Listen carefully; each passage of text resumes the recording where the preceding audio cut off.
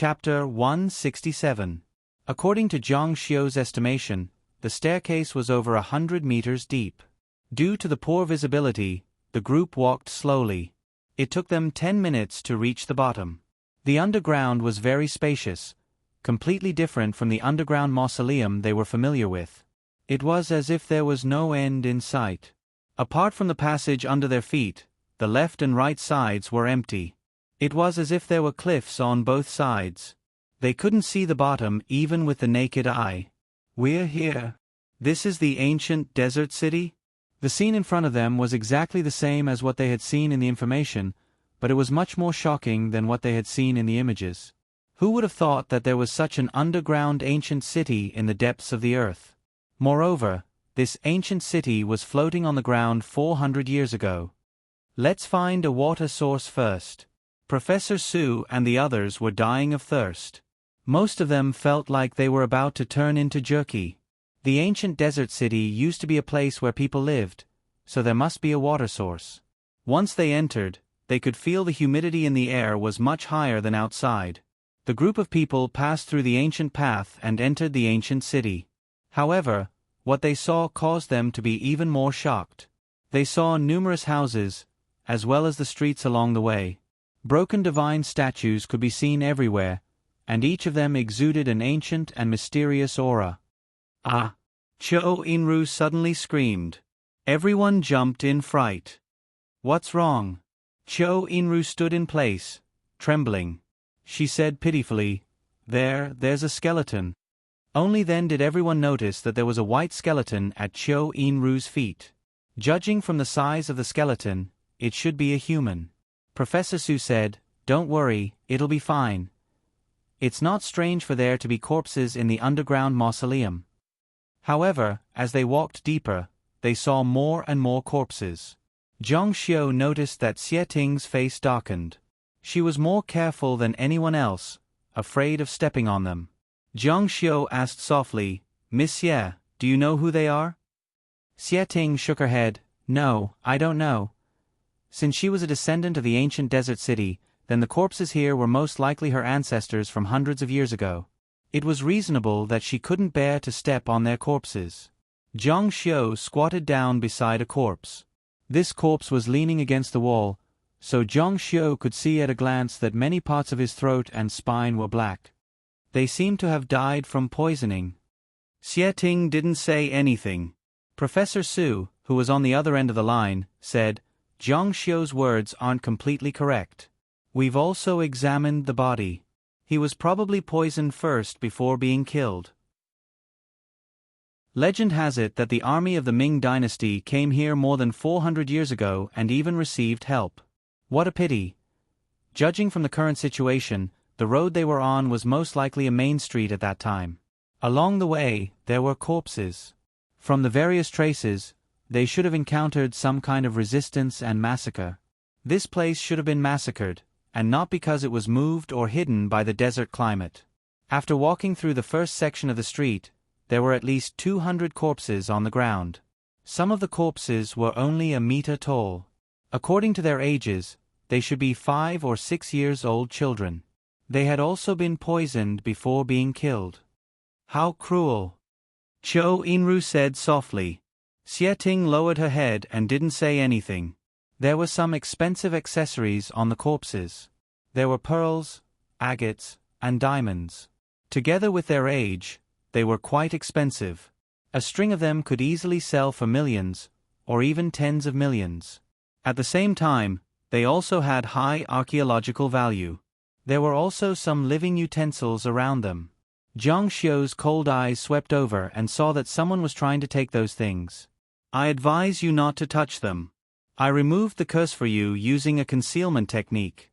In the eyes of the caster of the curse, you are already dead. If you try to take things from here, the caster of the curse will definitely realize that you are still alive. What will happen? Do you still need me to explain?" After saying this, Shen Duan quickly put the pearl necklace back on his neck. "Ah, ah!" Suddenly, a heart-wrenching scream resounded in the silent underground city.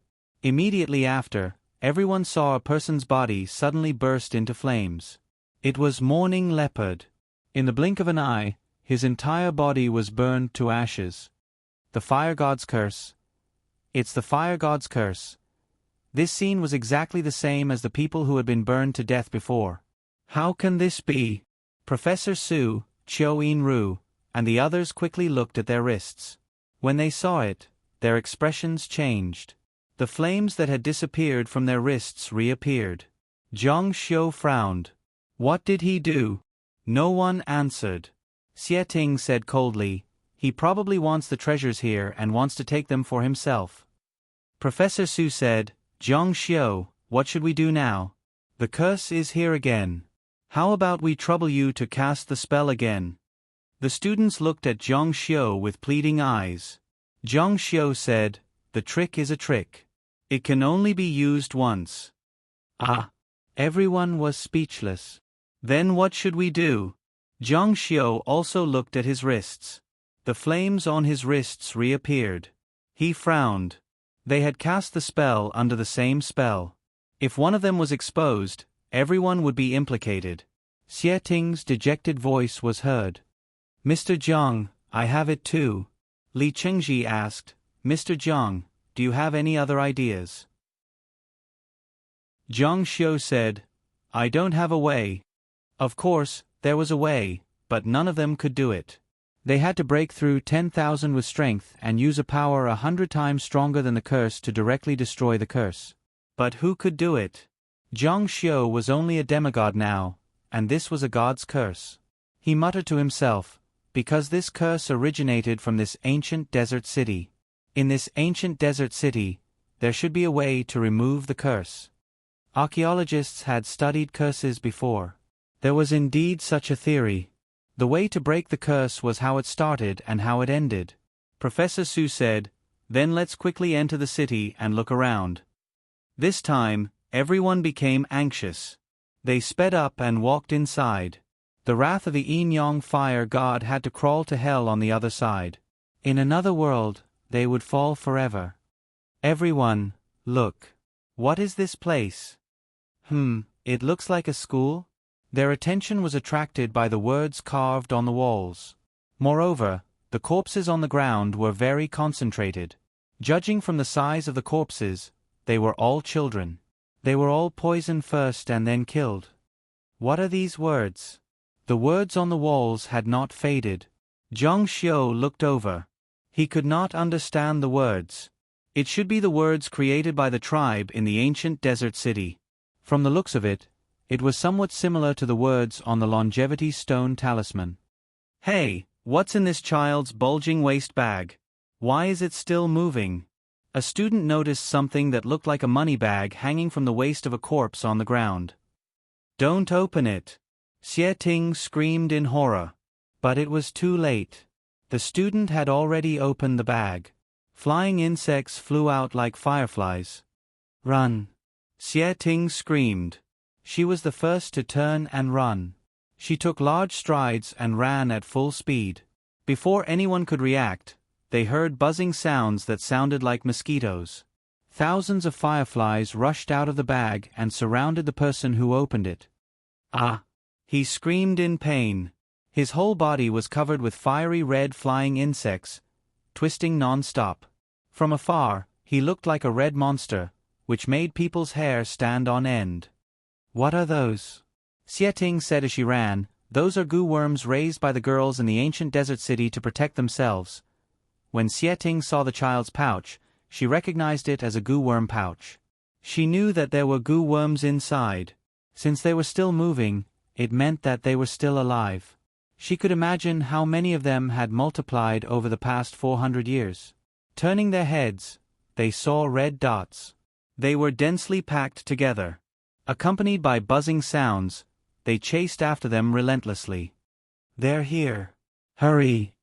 Running on foot was not as fast as flying in the sky. This group of people was already at their limit. They gritted their teeth and ran forward. Someone shouted, "There's a palace here. Let's go in."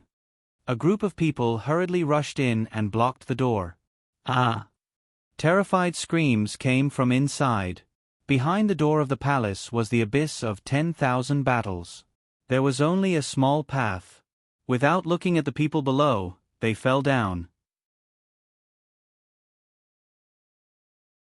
Chapter 168. Who would have thought that the fall of the ancient desert city would cause the palace to be hollowed out? The people who fell down screamed in despair for a long, long time. The hollowed-out area was bottomless. The people who saw this scene stood on the road and felt their hair stand on end. Their legs were trembling. Some of the timid people who were afraid of heights directly sat on the ground. If it wasn't for their good luck that they stepped on solid ground, they would be the one who fell. Some parts of the path in front of them were hollowed out, while others were solid. Further ahead was an ancient palace. It was simple and unadorned, and there were some blurry ancient pictures on it. It was filled with the vicissitudes of time, and there was a mysterious aura around it. The group of people walked over. What's written on it? The pictures on the wall became clearer. There were pictures and words, and it didn't look like a simple decorative statue. This looks like the uniform of the Ming Dynasty's soldiers. Professor Su was helped over by someone. He carefully looked at the picture and nodded. It is indeed the uniform of a general from the Ming Dynasty. It should be the uniform of a 5th-rank general. If I'm not wrong, the person in the picture should be Wang Chonglin from back then. What does it say? Professor Su shook his head. This isn't the language of the Western regions. I can't understand it. Why is there a demon drawn on the side? Zhang Xiu couldn't understand it either. It should be the language of the tribe. I can understand it. Everyone looked over. Xie Ting clenched her fists and trembled. It says that the city lord of the ancient desert city met a Ming dynasty army in the desert. At the time, they all fainted and were severely dehydrated. He saved them and brought them back to the ancient desert city. However, he didn't expect that to be the beginning of a nightmare. As Xie Ting watched, she said, these soldiers of the Ming dynasty were shocked by the martial arts cultivation of the people of the ancient desert city. Even a 10-year-old child could easily defeat their strongest martial artist. They didn't dare to imagine what would happen if such a race attacked the Ming dynasty one day. At the time, General Wang Chong of the western regions, Wang Chong, gave the order to nip this danger in the bud. They knew that they were no match for the people of the ancient desert city, so they thought of using poison. These fiendish Ming dynasty people completely ignored the kindness of the city lord for saving their lives. Not only did they poison their food on the day of the pilgrimage, they even took up their butcher's knife and slaughtered the entire city. Hearing this, everyone present lowered their heads in shame. Xie Ting said, at that time, the saintess who was on a pilgrimage and a small number of people who were in charge of the sacred sacrifice were able to avoid the calamity because they had to fast. Her gaze swept over Professor Su, Expert Qian, and the students from the imperial capital. This is the truth you're looking for. Now that you've found it, will you announce it to the public? Everyone remained silent. You won't. Xie Ting's gaze returned to the painting. She continued, those who survived decided to take revenge on the Ming dynasty. She suddenly stopped. And then, Zhou Yinru asked. Xie Ting said, that's all. This is the last painting. Xie Ting should be the descendant of those who survived. Judging from her current life trajectory, they didn't know what had happened, but in the end, they had integrated into the Han people's lives. The atmosphere suddenly became heavy. Who would have thought that the destruction of the ancient desert city was due to the Ming dynasty's army? The Sahagins had saved them, but they had massacred the entire city. It was truly ironic. As the descendants of the Ming dynasty, they were ashamed of their ancestors. In this world, people would always harm others for their own benefit. It was the same for humans, ghosts, and gods. What's that? It should be the altar of the saintess mentioned above. There was an equally well-preserved altar in the depths of the palace. There are words on it. Perhaps it says something? Let's go take a look. The group hurried over. Suddenly, with a bang, the entire altar shook. Following that, the entire palace seemed to be shaking. The runes on the altar flickered, and the entire altar emitted a gentle light. What's going on? I can't move. For a moment, screams rang out. Everyone, please don't panic. No, Ah! In the rumbling sound of the mountain rocks shattering, the entire altar fell faster. Everyone cried out in weightlessness. They felt that the mountain rocks supporting the altar had collapsed, and they were falling with it. Help! Help! At this moment, everyone's heart sank to the bottom. Were they going to fall to their deaths? Splash, splash. The sound of falling into the water could be heard. There was a river below them. One by one, they fell into the river. Only Zhang Xiu was an exception. He slowly landed and stood on the water. With a loud bang, the water splashed more than 10 meters high. The core of the altar fell into the water. Phew, that scared me to death. Many people heaved a sigh of relief. Fortunately, there was a river below. Otherwise, they would have all fallen to their deaths. One by one, they swam to the shore. After reaching the shore, one by one, they collapsed to the ground, exhausted. They had just escaped death. They gasped for breath and couldn't recover for a long time. Where's Xie Ting? Zhang Xiu's gaze swept over everyone, but he didn't see Xie Ting. I think I saw her fall next to me. Zhou Yinru coughed a few times and said. Her hair was wet and her face was very pale. She can't swim? No one knew the answer to this question. Xie Ting wasn't an ordinary girl. There was no way she couldn't swim. However, things were unpredictable. Zhang Xiu frowned and dove into the water. The water was very cold. After entering the water, he felt cool all over. At the same time, light shone from the bottom. He saw that Xie Ting was in the water, and she seemed to have fainted. She was motionless. Zhang Xiu approached her, but he suddenly felt dizzy. It was as if his consciousness had left his body. His heart suddenly jumped up in shock. After coming out of the water and taking a deep breath, he frowned. He was very surprised in his heart. How could this be? However, he didn't have time to think about it. If he hesitated any longer, Xie Ting might drown. He dove into the water again. With his guard up, Zhang Xiu didn't feel dizzy like before. He swam towards Xie Ting, but he saw her eyes wide open. They were filled with a pleading expression. She tried her best to reach out to Zhang Xiu. This was a very strange position. Xie Ting seemed to be bound by some unknown power. Logically speaking, if you were awake, even if you couldn't swim, you should at least struggle a few times. Why was she motionless in the water? Zhang Xiu grabbed her hand and brought her to the surface of the water. Shua, Zhang Xiu directly flew out, and then the two of them landed on the shore together. Zhang Xiu felt very tired. He sat on the ground like Xie Ting, panting heavily.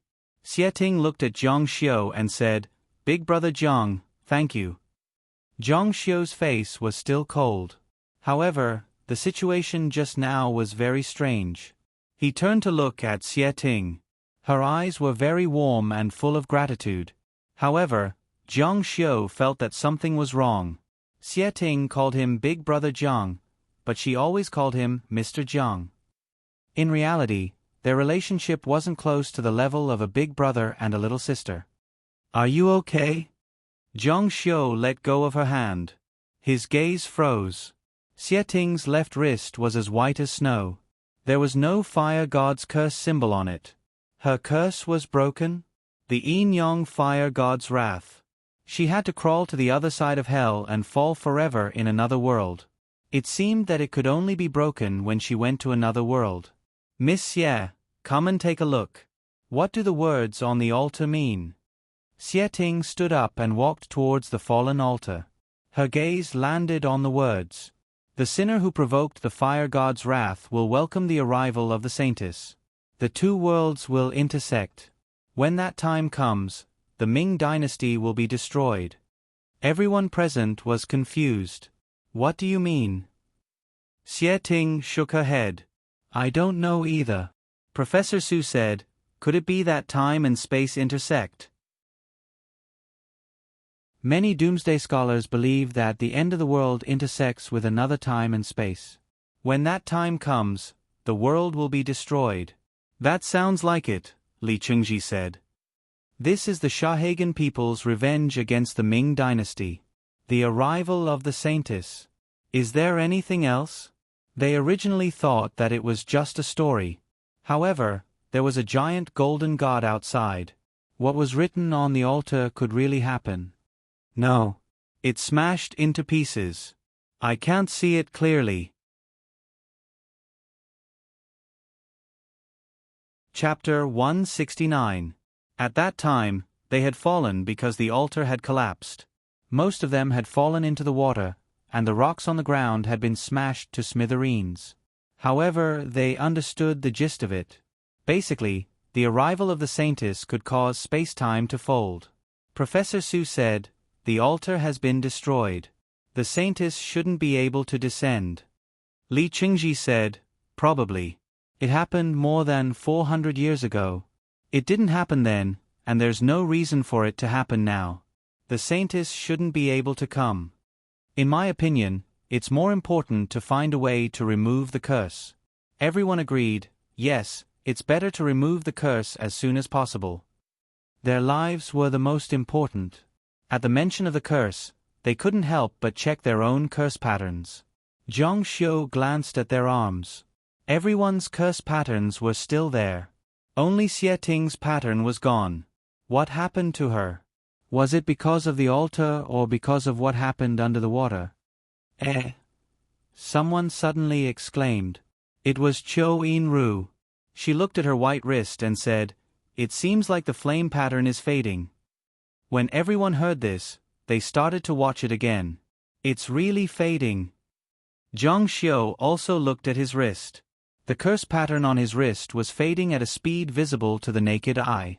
It felt like the flame was slowly extinguishing. It was very real. It's gone. In the end, the curse pattern on his wrist disappeared. Haha, it's really gone. This came too suddenly. The group of people seemed to have won the lottery. They were so happy that they almost jumped up. That's great. It's fine. Although they didn't know what was going on, it was enough that the result was good. Even Zhang Xiu wasn't sure what was going on. He looked at Xie Ting suspiciously.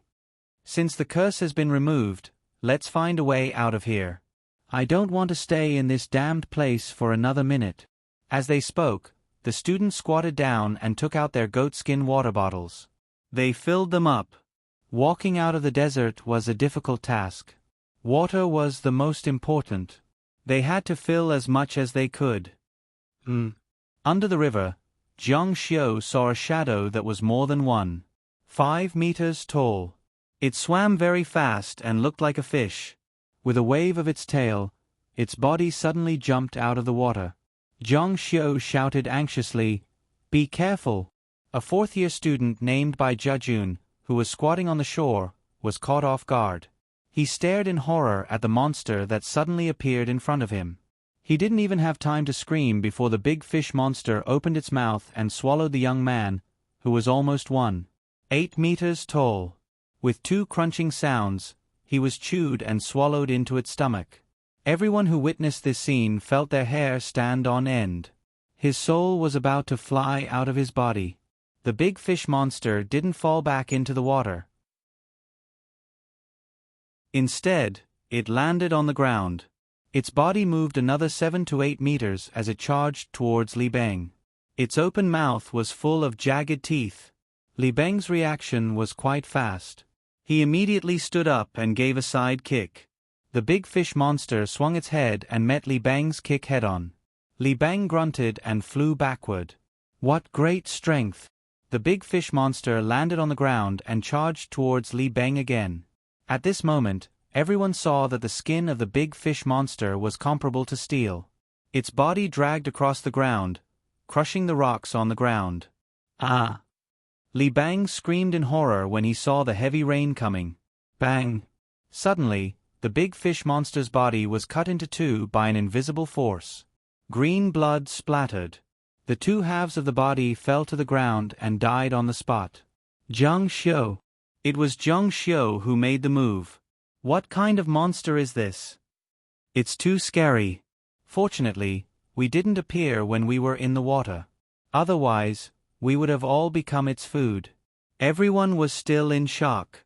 Li Chengji hurried over to help his son up. Li Bang, are you okay? I'm fine. Li Bang was still in shock. Zhang Xiu's face was indifferent. His gaze landed on the fish monster. It was neither a monster nor a demon. How could there be such a species in the world? Roar! Roar! Professor Su said, "Did you hear that sound? It sounds like..." Everyone looked over and saw a monster emitting a black fluorescent light. Be careful. Professor Su looked back in horror. He saw a monster that looked like a beetle and had the head of a wolf crawling towards them. Zhang Xiu swung his hand knife. With a bang, a flame jumped out of the monster's body. However, it crawled towards Professor Su unscathed. Its movements were very similar to that of a spider. Zhang Xiu was shocked. He didn't use his full strength in the attack just now. However, he did use a portion of his strength. It was enough to destroy gold and break jade. This monster's defense was so high that it was unscathed. Perhaps even bullets couldn't penetrate it. Whoosh! Another wave of qi energy. This force was much more violent than the previous one. With a bang, the stiff shell was cut open. Its flesh was badly mangled. Roar! With a strange cry, it collapsed to the ground. Oh my God, what kind of monsters are these? No matter how I look at it, they appeared out of thin air. The surrounding people were quite frightened. They couldn't help but move closer to Zhang Xiu. Now, they felt that only by getting close to Zhang Xiu would they be safe. Who knew what kind of monsters would crawl out of the darkness? Appeared out of thin air? Zhang Xiu's gaze fell on the dead armored strange bug. Mr. Zhang, what should we do? Zhang Xiu said, find the exit and think of a way to go up. There was wind and water where they were now, so there must be a way out. This way. Li Chengji was a feng shui master. He knew the best about hiding the wind. The place where the wind came from usually meant the exit. He led everyone in the direction where the wind came from. The group quickly ran to the wind gap and found a staircase leading up. The staircase was wide and flat. Without hesitation, they began to escape. Hurry, hurry up! The people behind kept urging, afraid that a monster would appear behind them and eat them if they were too late. The feeling was so scary that all the hair on their bodies stood on end. They wished that they could give birth to more legs for him. They escaped to the ancient city in one breath. When they came out of the staircase, they happened to be in the center of the ancient city. We finally climbed up. Scared the hell out of me. I'm so tired. A few people directly collapsed on the ground. In the center of this area, there was a huge statue of a goddess. Zhang Xiu glanced at it and felt that it was somewhat familiar. He couldn't help but look at Xie Ting. She actually looked similar to Xie Ting. What is that? Xie Ting said, it's the statue of the Holy Maiden. Zhang Xiu said, the Holy Maiden mentioned on the altar? Xie Ting said, yes. Zhang Xiu looked at the people lying on the ground and said to everyone, if you don't want to die here, hurry up and get up. Leave the ancient desert city immediately. Shen Duan panted and waved at Zhang Xiu. I can't escape. I really can't escape. If you want to escape, you... Halfway through his words, he suddenly stopped. This was because he heard the low breathing of a beast. Everyone slowly turned around. A shadow was hiding in the darkness behind them. From its size, it seemed to be very big. It was at least twice the size of a lion in the zoo. Ah! Hurry up and run! The group of people quickly escaped. Zhang Xiu didn't follow them. Instead, he stood in place. The monster in the darkness hesitated for a full 15 seconds. Then, it silently retreated into the boundless darkness and disappeared without a trace. Zhang Xiu came to the bottom of the Holy Maiden statue. He lowered his head and looked down. The lotus platform under the statue was flowing with clear water. On the lotus platform, there were 6 goose egg-shaped holes. That shape. He reached out and took out his life and death rune and put it in. It fit perfectly. The original life and death rune should have been placed here. So there were 6 pieces. Only when all 6 pieces are gathered can the life and death rune be used. Since these 6 life and death runes weren't here, it was most likely the same as the one in his hand. They were in the hands of the descendants of the ancient desert city. Let's leave this place first. After escaping to the surface and feeling the scorching sun outside, these people's fear disappeared like the night. They collapsed on the ground, exhausted. We finally escaped. This trip to the desert was truly unforgettable. It was simply too exciting.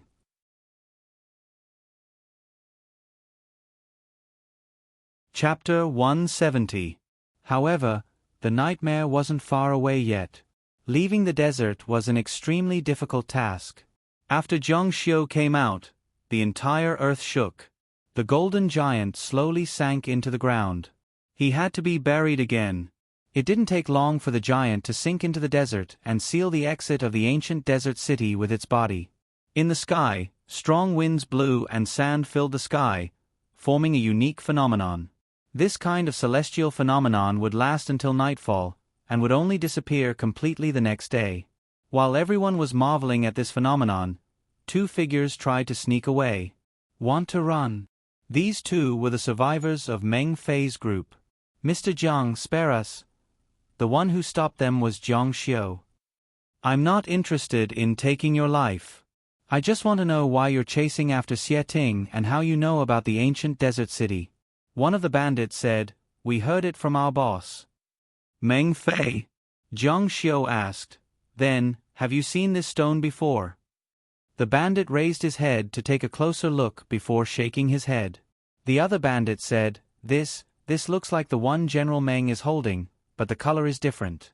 Your one is red, and the one General Meng is holding is blue. Zhang Xiu said, General Meng? The bandit said, Our boss's older brother built a country in the desert. He has tens of thousands of brothers, as well as planes and tanks. Zhang Xiu said, Oh, that's interesting. If he guessed correctly, this Meng guy should be a descendant of the ancient desert city. Xie Sanxian had put the longevity runestone in the study and something had happened. However, this General Meng had been holding it for many years and was fine. There was only one explanation. This General Meng had adapted to the Protoss's evolution. He might have mastered the divine cultivation method.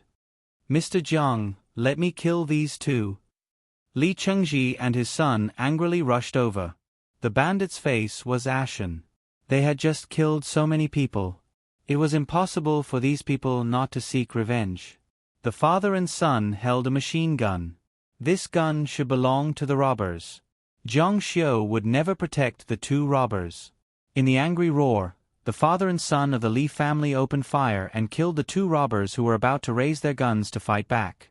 At this point, the group of bandits could be considered dead. Li Lei, brother, I've avenged you. The people watching from afar were all silent. This trip to the desert had completely overturned their understanding and worldview. They had seen the primitive form of a bloody and murderous world, and they had also seen God. Let's go back. The desert is really not a place for humans. Everyone packed up and hurried on their way. When they were about to leave the ancient desert city, Zhang Xiu couldn't help but look back. For some reason, he thought of the river and Xie Ting, who was submerged in the water, motionless. The 2 girls washed away the exhaustion of the past few days, completely unaware that they had been taken advantage of. However, that didn't seem to be the case because Xie Ting's lips curled up in a meaningful smile. She was bashful, but also a bit daring. Compared to Xie Ting, Qiu Yinru, who was very confident in her appearance and figure, was a little disappointed. Xie Ting's skin was fairer than hers, her facial features were prettier than hers, her figure was hotter than hers, her waist was slimmer than hers, and her legs were longer than hers. Qiu Yinru couldn't help but marvel at Xie Ting's care. Xie Ting was perfect from head to toe. She was perfect, and even a girl like her was mesmerized. You're so beautiful.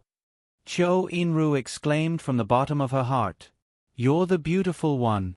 The next day, everyone was in high spirits and moved much faster than usual. 3 days later, with Xie Ting, the desert sage, leading them back to the small town they had set out from. More than 30 people had set out, but only 9 had returned. When they set foot in the small town, Professor Su and Specialist Chen fainted on the spot.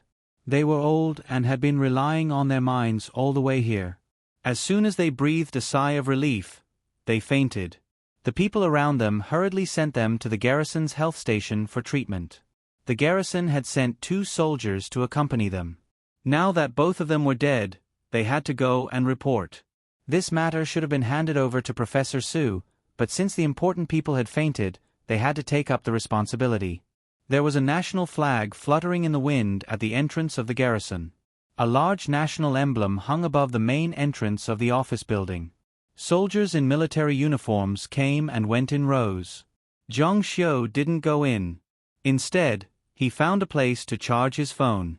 Bodhi Biogenetics picked up the call. Mr. Zhang. Zhang Xiu said, Pinghai Province, Gene Family. Pinghai Province's Gene Family? Gene Musen's family? He's on the demigod ranking. There are also a few elders in the family who have gone far on the path of arcane realms. Zhang Xiu said, I've already killed Gene Musen. Even through the phone, he could feel the other party sucking in a cold breath. He was extremely shocked. A few elders are also dead. The other party said, Okay, Mr. Zhang. Including Wang Jianji and Li Puti, Gene Musen was already the 3rd demigod. Mr. Zhang's strength was truly shocking. Since the Gene family was the Zhang family's money bag, Zhang Xiu naturally wouldn't let them go. After hanging up, he called Wang Xintong. Xintong, prepare the funds. We'll attack all the listed companies of the Pinghai Gene family. Okay. Wang Xintong replied. Every powerful government needed a powerful backing. He wanted to see how the Zhang family would deal with him and his father without the backing.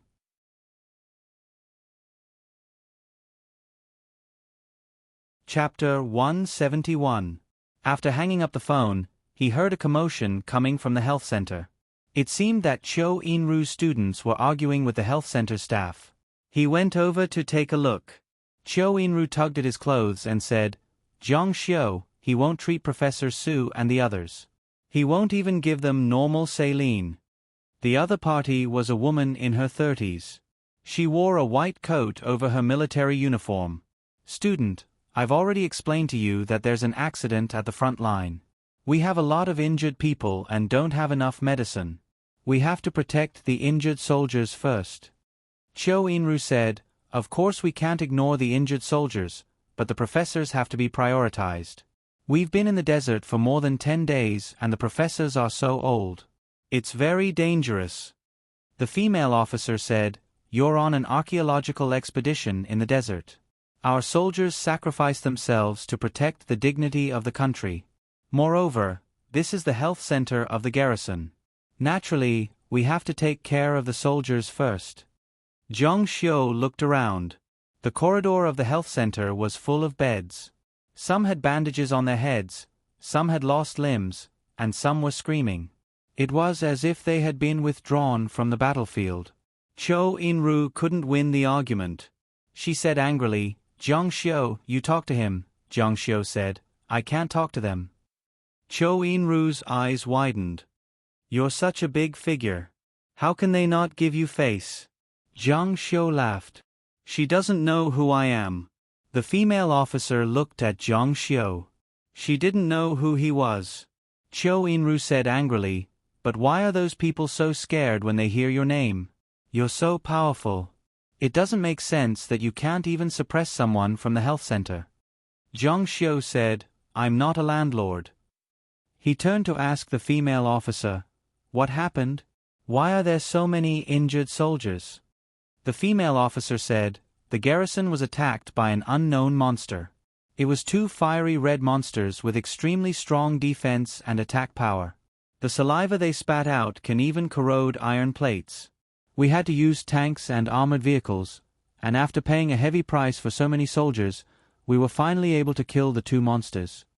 I don't know where those monsters came from. I've never seen them before. When Zhang Xiu heard this, he couldn't help but be stunned. The students beside him all looked at each other in dismay. This sounded like a monster from the ancient desert city. Zhang Xiu thought that his guess might become true. How about this? Those people should be exhausted. If there isn't enough medicine, give them some saline water each and keep them alive first. We can't just leave them to die.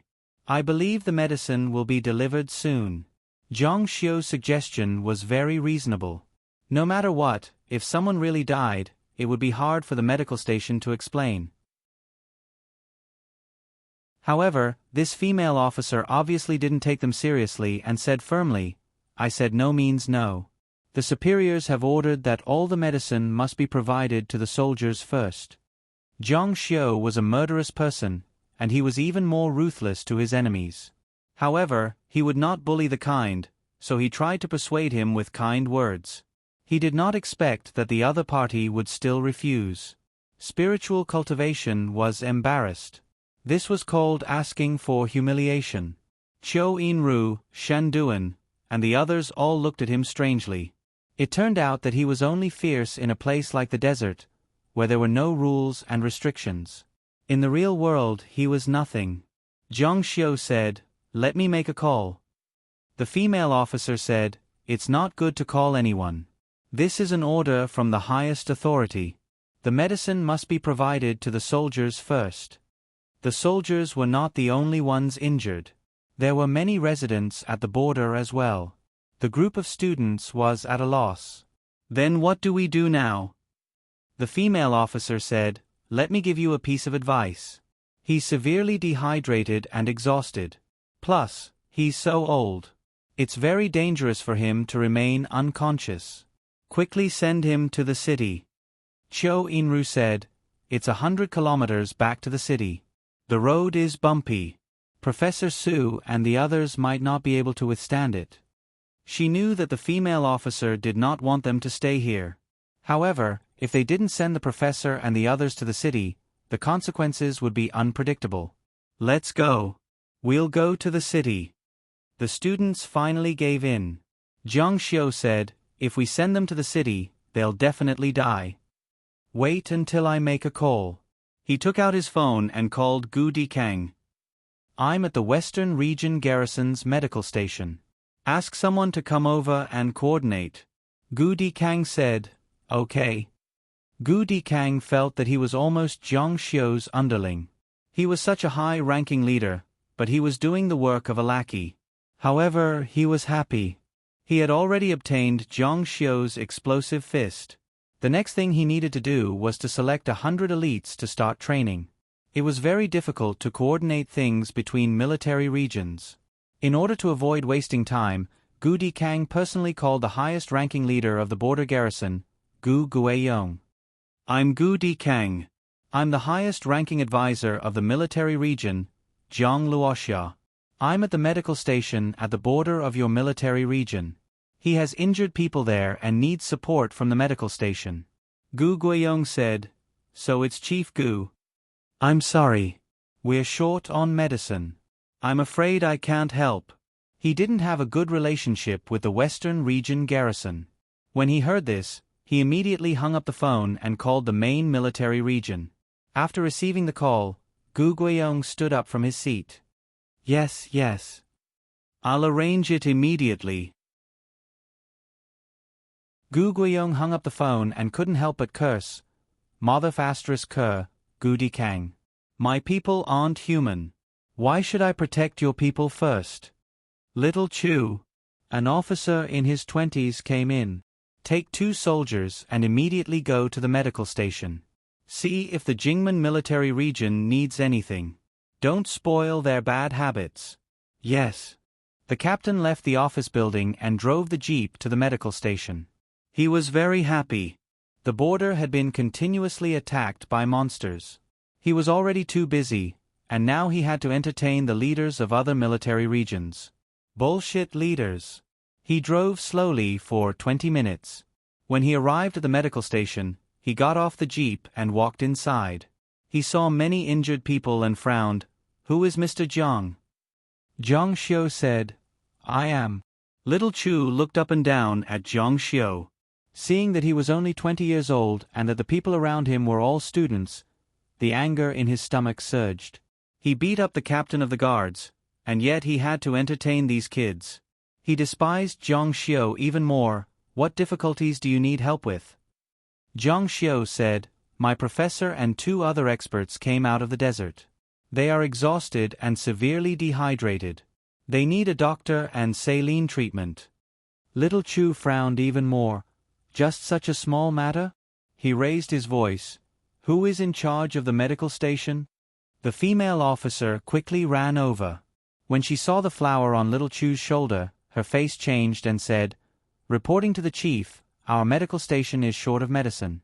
According to the chief's orders, we need to protect the soldiers first. Little Chu then understood that there was no more medicine. He said, when will the rest of the medicine be delivered? The female officer said, 3 hours. Little Chu turned to Zhang Xiu and said, you heard it. Wait here. Zhang Xiu's face darkened. Is this how you came to coordinate? After 3 hours, without saline, oxygen, and other medical treatment, the professor is so old. It is very likely that he will die. Little Chu said, don't talk nonsense. Can't you see that our soldiers are also short of medicine? Zhang Xiu pointed at the injured soldiers. Although he broke his leg, his injuries have been treated. He only has external injuries. We can save some medicine to keep the professor and the other 2 alive. Chou Ru and the others also echoed, yes, Zhang Xiu said so. Little Chu said, are you a doctor? The doctor is here.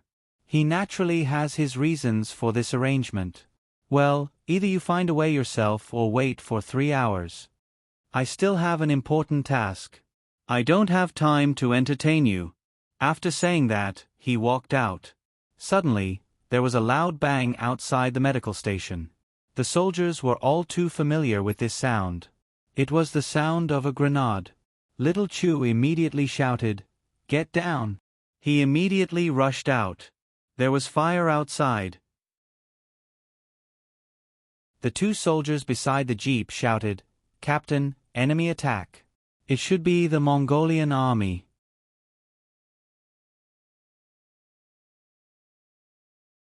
Chapter 172. The soldiers on the periphery had already been cleared up by the extraterrestrial army. Dozens of people surrounded the health center with guns in their hands. A military jeep drove in, and a valiant-looking man dressed as a mercenary stepped out. After he made a gesture to press forward, dozens of people opened fire at the jeep. In an instant, sparks flew in all directions, and bullets whizzed past his ears. Although the jeep was tough, it couldn't withstand such dense firepower. Little Chu and the others couldn't even poke their heads out, let alone retaliate. One of the soldiers said, Captain, what do we do? Little Chu had it easy at the border as he was an internal strength expert and the king of soldiers. However, there was nothing he could do right now. He remained silent with a sullen expression. He could only wait for the enemy's firepower to weaken and then find a chance to retaliate. However, they heard a strange rolling sound. They looked down and saw a pineapple grenade roll under the jeep. Little Chu and the others were so scared that their eyes almost popped out. Run! The 3 of them flew out at the same time. With a boom, the jeep was sent flying a meter into the air. The burning jeep fell from the sky. After the fuel was ignited, there was another loud boom. The extraterrestrial army rushed over with machine guns. Little Chu and the other 2 soldiers were killed on the spot. Little Chu was dizzy from the explosion and couldn't stand up for a while. The sound of footsteps could be heard. The desert soldiers had already rushed in and surrounded the health center. The extraterrestrial army escorted them out one by one. Good, now no one could treat them as sick. The man dressed as a mercenary said, Take everyone into the jeep. No. No. Do. Seeing the struggling crowd, the young mercenary pointed his gun at the sky and fired. Whoever dares to resist will be killed on the spot. Boom. In the distance, a ball of fire exploded in the sky. This wasn't just the power of a grenade. This was a rocket or even an artillery shell. Heavens! It's the garrison headquarters. The extraterrestrial army laughed loudly. Some soldiers said excitedly, "Looks like we succeeded. Quick, take them all into the jeep." Zhang Xiu's group's misfortune didn't end. They were once again taken into the jeep. The jeep swayed as it drove into the desert. Qiu Yinru said, "Zhang Xiu, what's going on?" Zhang Xiu shook his head. Qiu Yinru asked again, "Then why didn't you resist? Can't you beat him?" Zhang Xiu said, "They have guns." "Liar, damned liar, it's this sentence again. It was the same last time too. Even the golden giant couldn't beat you, you're afraid of guns?" Speaking of which, she was really puzzled. Zhang Xiu could easily escape by himself, but he was willing to be kidnapped. Xieting said, "I'm guessing that Brother Jiang wants to meet this Mongolian." Zhang Xiu smiled. There were a number of cars behind them. There were quite a number of people who had been captured. Looking at the situation, they had captured at least 100 people. No one knew what their purpose was. "Don't talk." The soldiers guarding them on the carriage scolded angrily. Zhang Xiu asked, "Why did you capture us?" "Someone inconspicuous, the general wants to use you as a sacrifice," Xieting said, "so you're using us to show off your strength. But what's the point of capturing ordinary people like us?" Her expression was calm, without a trace of panic. The soldier's gaze wandered over Xieting's face for a long time. She was too attractive. He snorted, "It's not just you. Even the highest-ranking officer in the garrison, Wu Guiyong, has been captured." "It was the explosion just now." "What?" The female military doctor in the white coat in the car cried out involuntarily. "Humph, now you're afraid?" They soon arrived. After all, they had driven here, so they couldn't have traveled too far. They could see a sand dune castle from afar. After the car drove in, the soldiers chased them away with guns. It was very noisy inside. "This is the Mongolians' nest?" After entering, Zhang Xiu saw an old man in a military uniform.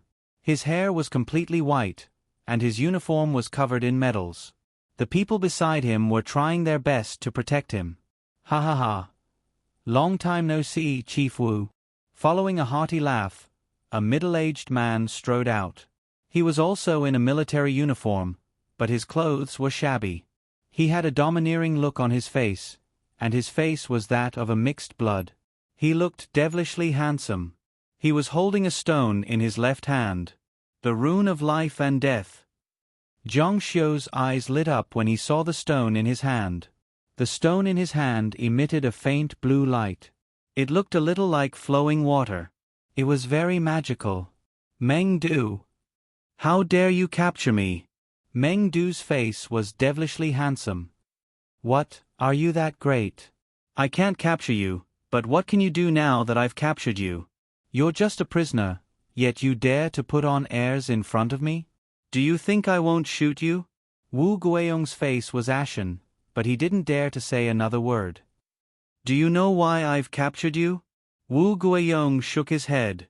Meng Du said, "It's because the people from the Outer Seas Gate are here. You know that the people from the Outer Seas Gate hate you Sino people the most, but they can't do anything about it. I want to prove that I, Meng Du, can do what they can't." He took advantage of the geographical advantage. They were at the border, and the Outer Seas Gate's main area of activity was Europe. "Let's go. Let's show him." A middle-aged man stood in the middle of the garrison. He stood with his hands behind his back. His face was resolute, and there was a majestic aura in his beautiful eyes. He frowned when he saw the crowd of people being escorted into the garrison. "Zhou Hao, do you admit defeat now?" "Ha ha ha." Meng Du laughed heartily. He walked to his seat and sat down. He looked very pleased with himself. Countless guns were pointed at the prisoners in the field. When the man named Zhou Hao saw Wu Guiyong, his face darkened. He couldn't help but smile coldly. General Meng's men are indeed good at fighting. However, we are talking about martial arts today, and we are also fighting about martial arts. Your army can't possibly appear in a big city. Meng Du's smug expression slowly faded. Who did you send from the outer seas gate? Zhou Hao shook his head. I don't know either. But since the outer seas gate wants General Meng to submit, they must have sent someone who can match up to General Meng. On Meng Du's side, there was an old man who looked like a fish in his 60s and had the demeanor of a transcendent being. The Elysium sure talks big. However, after seeing General Meng's powerful army, I'm afraid they are too scared to come. Everyone was confused. Who would send a representative and then not show up for half a day? Zhou Hao said, How dare you disrespect the outer seas gate? Fine. Let's see if you can still smile when the outer seas gate sends their people. Zhang Xiu and the others were shocked to find that they were just collateral damage. They were just fodder for Meng Du to show off. Wu Guiyong, do you know the rules of the inner seas gate? Wu Guiyong shook his head. It's simple. Send someone to fight with my people. If you lose, I'll kill one person. If you win, I'll let one person go. Zhang Xiu couldn't help but shake his head. It was the same old trick again. His brother Meng Fei liked to play this way. He treated people's life and death as a game. He could control other people's life and death. Chief, I'll do it. On the other hand, true experts didn't want to stay in the borderlands. But the army didn't lack experts. It was a man in his 40s. He wasn't tall and had a gunshot wound on his body. Be careful, Wu Guiyong said. This person was called Bailey Lingfeng. He was Wu Guiyong's #1 general. Ahut, come out. This Ahut wasn't a real Ahut. His skin was dark and looked like a Southeast Asian. Please. As soon as he attacked, Wu Guiyong's face turned ashen. His expression was extremely ugly. Bailey Lingfeng was injured during the competition and now he had a gunshot wound. What was worse was that the Ahut was completely shameless. He kept chasing after Bailey Lingfeng's injured left leg. The Ahut's attacks became faster and fiercer. Bailey Lingfeng kept trying to open his eyes. He was bleeding profusely and couldn't see clearly. Xie Ting asked softly, Big Brother Jiang, who do you think will win? Zhang Xiu glanced over and said, Both of them are transforming strength masters. Their auras are about the same, so their strength should be about the same. However, Bailey Lingfeng is injured, and Luohan is waiting for him to tire himself out. He also has the psychological advantage. As expected, the outcome was quickly decided. Bailey Lingfeng lost. Pooh! Bailey Lingfeng's chest received a solid kick. His right chest caved in by more than an inch, and his clothes were torn to shreds by the shockwave of the energy. A footprint was left behind. Everyone felt a chill in their hearts. This kick had broken his sternum. His internal organs must have been seriously damaged. Bailey Lingfeng fell unconscious on the ground. What do you think, Wu Guiyong? If you agree to a bet, you have to accept your loss. Now, I'm going to kill you. Meng Du was really vicious and evil. He actually closed his eyes and pointed his gun at the crowd, causing the crowd to cry out in alarm. Bullets don't have eyes. No one wants to die. Bang! The bullet left behind a trail of blood. Good, the result. The crowd was silent. They all looked at the man in the arena in horror. He was like a devil. Let me, Zhang Xiu said. He slowly walked out of the crowd.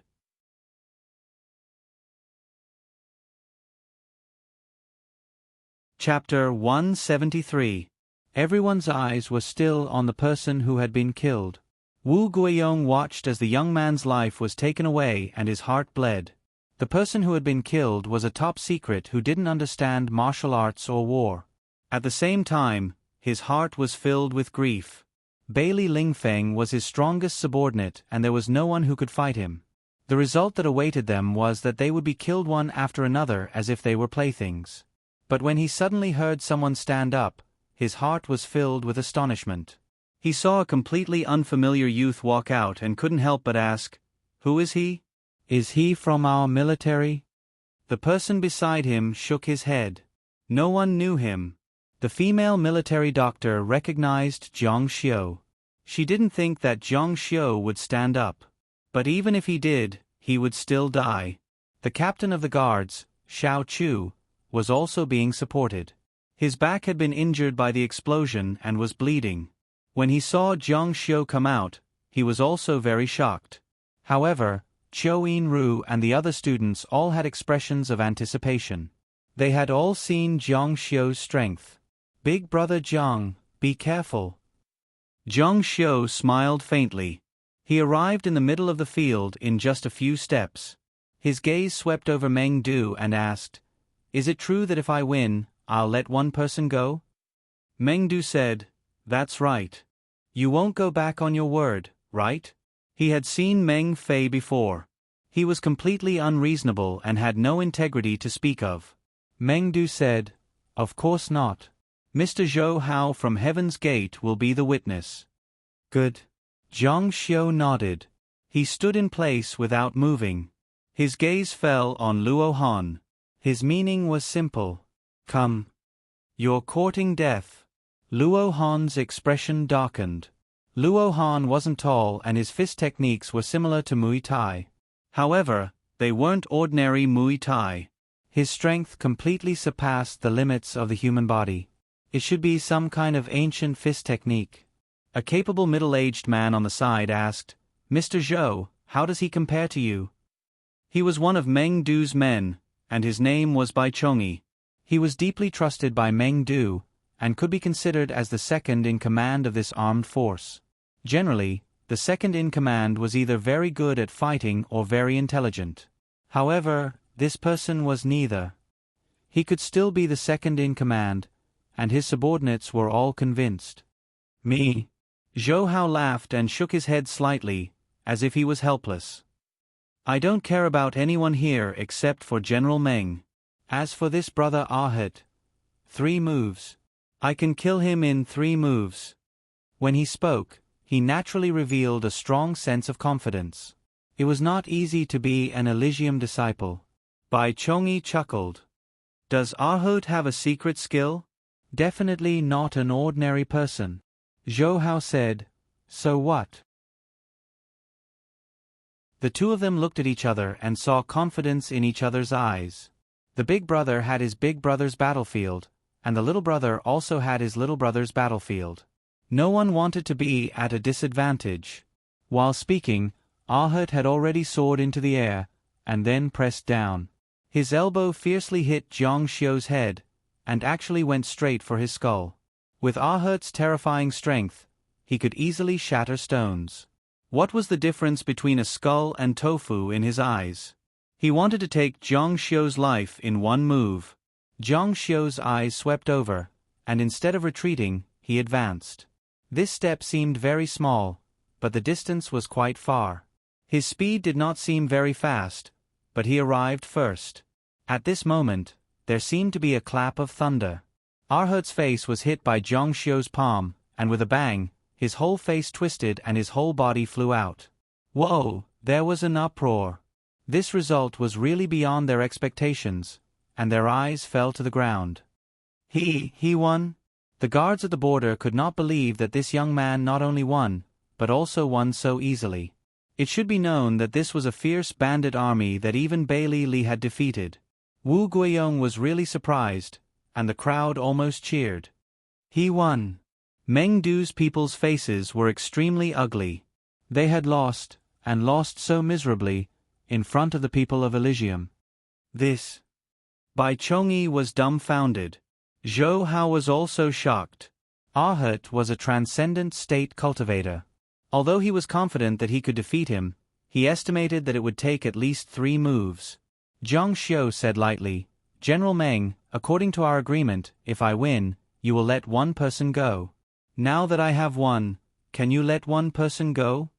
Meng Du's face was pale, but he still squeezed out a smile. "Of course, I, Meng Du, am a man of my words." But his eyes were fierce. The crowd suddenly became restless. "Save the leader first." "Yes, save the leader first." Wu Guiyong also looked over, but there was no pleading in his eyes. He was just looking at you, and of course, there was no lack of goodwill in his eyes. "Let's see if you know how to behave," Jiang Xiu said, So I can let anyone go? Meng Du said gloomily, Yes, I can let anyone go.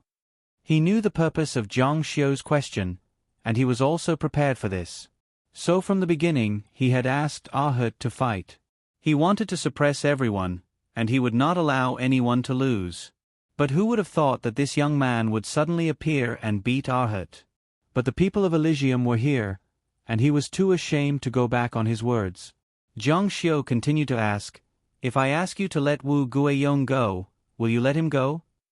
Meng Du gritted his teeth. If he could stare someone to death, he would definitely stare Zhang Xiu to death.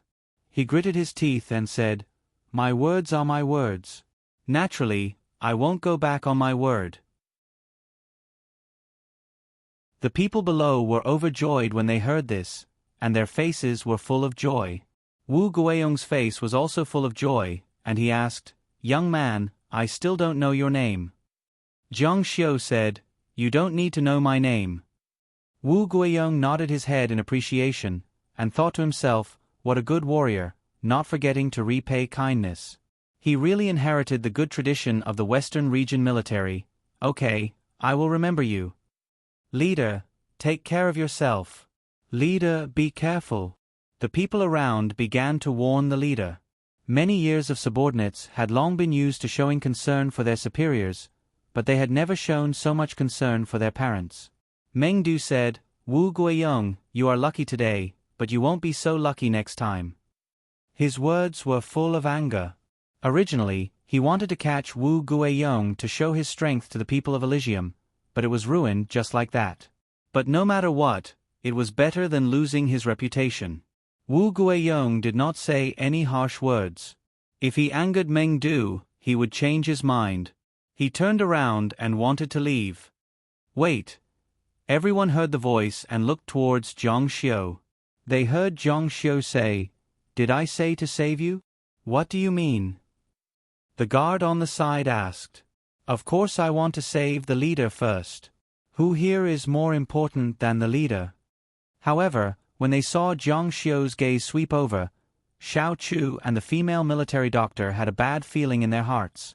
He said, I have nothing to say about your military hospital wanting to protect the soldiers first, but I won this battle, and I want to save my friends first. What right do you have to question me here? Xiao Chu said angrily, Kid, now is not the time to joke. Do you know who this person is? Zhang Xiu said, So what if he is the king of heaven? I will save whoever I want to save first. The crowd suddenly became rowdy. Wu Guiyong also understood that there seemed to be something between Zhang Xiu and Xiao Chu. He asked, Xiao Chu, what is going on? Do you have a misunderstanding with this young man? Xiao Chu said with a pale face, Leader, didn't you ask me to go to the military hospital to mediate?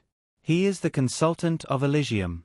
He wants the medical station to treat his teacher and classmates first, but there are too many patients in the medical station and there is not enough medicine. We have to protect the soldiers first. As he said this, his voice gradually became softer. He did not feel that he was in the wrong, but now that he was asking for help, and because of his handling of the matter, he naturally could not say anything.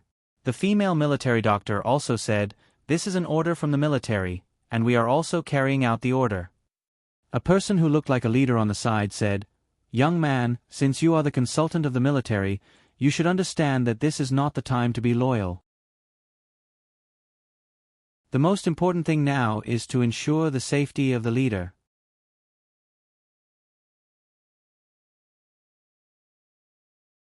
Chapter 174. Zhang Xiu glanced at the leader and sneered, He's your leader, not mine. His life is precious to you, but it's worthless to me. His life has nothing to do with me. The leader was livid, but he couldn't do anything to Zhang Xiu. He had won this battle, so he had the final say on who to save. Zhang Xiu said, No one will stop you if you want to be someone's dog, but don't get in my way. How dare you? The leader was furious. Who do you think you are? How dare you talk to me like that? As your superior, I order you to let the leader go first. Otherwise, I'll report you to the headquarters and you'll be dealt with according to military law. Jiang Xiu turned a blind eye to the leader's anger and ignored them. He walked in front of Xie Ting. Xie Ting looked at Jiang Xiu in astonishment. She was pleasantly surprised. She called out as if she was dreaming, "Big brother Jiang," Jiang Xiu said, "why don't you go first? If something happens, I might not be able to protect you." Xie Ting's beautiful eyes lit up, sparkling and translucent. The people around her all looked at her with envy, wishing that they could become her. However, when they saw Xie Ting's beautiful face, they understood that beautiful women were always popular. Maybe it had something to do with that kid. Chou Inru lowered her head sadly. She had always thought of herself as a beauty, and many men in the Imperial College had gone crazy for her. But now, Jiang Xiu had given this opportunity to Xie Ting instead of her. She was extremely disappointed, and her confidence was shaken. An inexplicable feeling of grievance welled up in her heart. Her eyes unconsciously turned red, and tears hung on her eyelashes, ready to fall. "Let's go." Jiang Xiu gestured for Xie Ting to go first. He was only one person and couldn't protect her all the time. The enemy had so many guns and bullets didn't have eyes. "Brother Jiang." Xie Ting nodded. She believed that if Jiang Xiu didn't drag her down, it wouldn't be hard for him to escape. "Take care of yourself." With that, Xie Ting walked out of the camp. "Let him go." For the first time, Meng Du kept his promise. Following his orders, the checkpoints opened up, and Xie Ting walked out smoothly. Just as she was about to leave, she turned around to take a look before disappearing into the distance. Zhou Hao said, "General Meng, you've lost a round. This little brother doesn't look weak. Do you still want to continue playing?" Jiang Xiu defeated Arhat in one move. This strength was indeed extraordinary. However, from Zhou Hao's words, it seemed like he was looking down on Meng Du for not having any subordinates. "Hua Zhang, come out."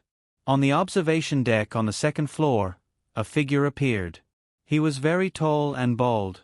He jumped down directly from the second floor, and when he landed on the ground with his huge body, the ground shook a little. "General," Meng Du said, "you do it. Remember, don't embarrass me again."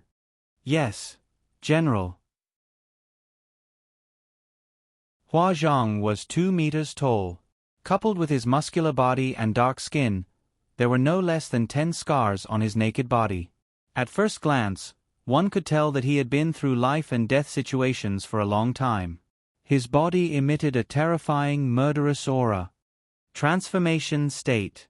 "Not bad," Zhou Hao praised. "I wonder how long you've been in the transformation state." Meng Du said proudly, "Qi filled my entire body." Zhou Hao was shocked. Oh. Not only the people in the field, but even the people in the military were shocked. There was a rumor in the military that someone could catch a bullet with his bare hands. When he filled his body with qi, his qi could withstand the strength and temperature of the bullet. Many of them had seen it with their own eyes. But if he filled his entire body with qi, didn't that mean that when he circulated his qi throughout his body, the bullet couldn't penetrate his body? Then how could such a person defeat him? "Huh!" Hua Zhang roared and squatted down slightly. He exerted all the strength in his body. His muscles bulged and became as stiff as steel. There seemed to be a faint airflow floating on the surface of his body, covering it with a faint luster. That's terrifying. If this person were to enter the military tournament, he would definitely shine. Transformation state is the most difficult to deal with, especially when he has reached the transformation state. He's like a human tank that can crush everything. It's simply a nightmare. "That kid can't win," the people in the military whispered. Their eyes had changed. In the first round, they were worried about Jiang Xiu and hoped that he would win. But now, they hoped that Jiang Xiu would be unlucky. "Kid, die." Hua Zhang stamped his feet and his whole body pounced like a fierce tiger. According to Jiang Xiu's observation, this person should be talented. Otherwise, it would be very difficult for him to cultivate qi to fill his entire body. It was too difficult to open 100 acupoints. Moreover, he had to use external force to break through the acupoints. In order to achieve this, there was usually a point of origin of force that could be used to break through the acupoints, which was the so-called Chi Gate or Achilles heel in martial arts. Once someone found it, it would be the Achilles heel for a physique refinement expert. "You want to find the Chi Gate?" Meng Du laughed. "I've shot him with a gun and cut his whole body with a knife. I've even tried the soles of his feet, the top of his head, under his armpits, and even his roots. He has no Achilles heel. In other words, his Achilles heel is inside his body." Everyone was shocked. If the Chi Gate was inside his body, didn't it mean that this person had no weakness? Even a tank had a weakness, but this person didn't? Then how could he win? Looking at Meng Du approaching, Zhang Xiu looked indifferent. Originally, his classmates were very confident in him. After all, he was someone who could even defeat a god like the Golden Giant. However, after hearing Meng Du's words, they couldn't help but be a little shaken. Facing a person who was invulnerable, anyone would feel despair. Zhang Xiu's lips curled into a contemptuous smile. It was indeed not easy for a mortal to reach this level of cultivation. However, a mortal was still a mortal. In front of a demigod, the difference between races would never be able to make up for it. What a pity. Zhang Xiu took a step forward. Just like before, he didn't look fast and his moves were simple. However, he arrived in front of Hua Zhang in the blink of an eye. With a bang, his palm landed on Hua Zhang's chest. A violent and invisible force shot out from Hua Zhang's back. Hua Zhang's face suddenly changed. His eyes were filled with confusion. He opened his mouth and spat out blood. He wiped it with his hand and looked at it. When he saw that his fingers were red, the confusion in his eyes gradually turned into horror. Whoosh! The crowd was in an uproar. He spat out blood. This blood was still flowing out of Hua Zhang's mouth. He couldn't stop it. He won again?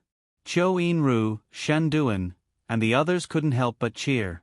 This time, not only the people from the military, but also Meng Du, Zhou Hao, and the others were stunned. Even they would have to put in a lot of effort to defeat a transcendent state cultivator who had no Achilles heel. However, Hua Zhang won so easily. How did he do it? Zhang Xiu's expression was calm, as if he had just done something insignificant. He said, "I've won this round again. According to the rules, General Meng can let another person go, right?" Meng Du looked at Zhang Xiu again and nodded. "That's right. According to the rules, you can save another person. Save the chief. This time we must save the chief first." Zhang Xiu had just saved the beautiful girl. They thought that she might be Zhang Xiu's girlfriend. It was understandable that he didn't want his girlfriend to be in danger and saved her first. Then, of course, the chief was next. Otherwise, it wouldn't make sense. Save the chief first.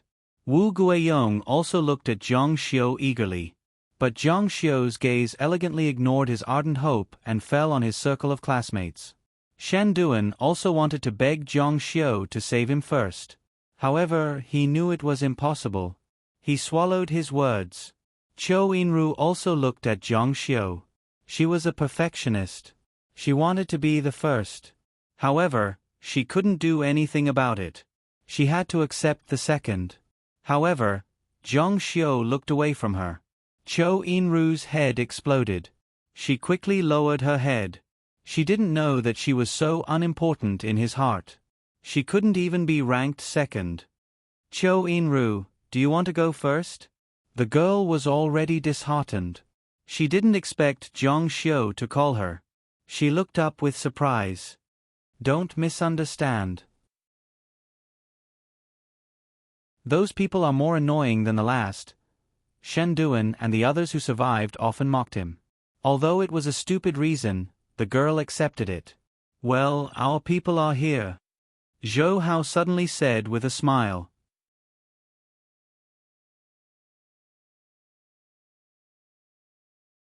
Chapter 175.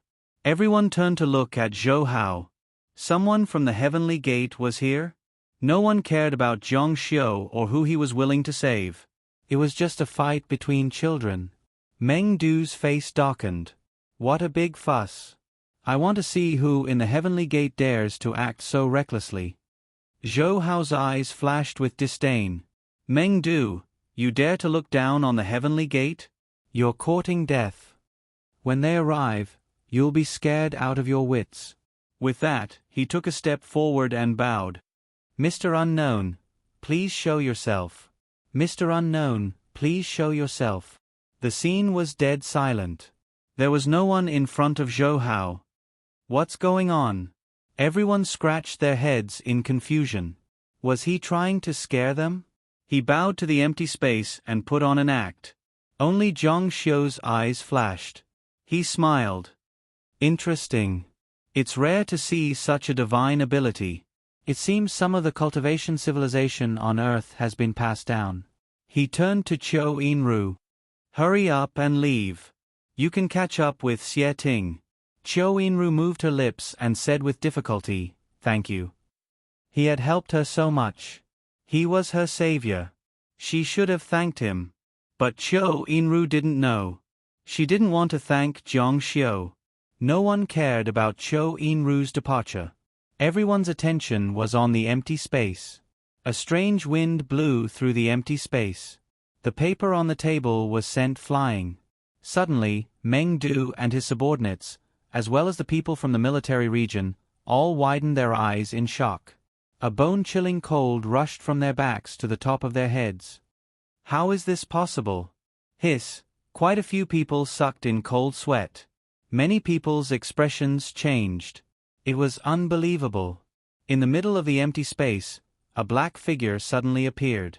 This figure slowly became real, and at this time, everyone could see clearly that it was a man in his 50s.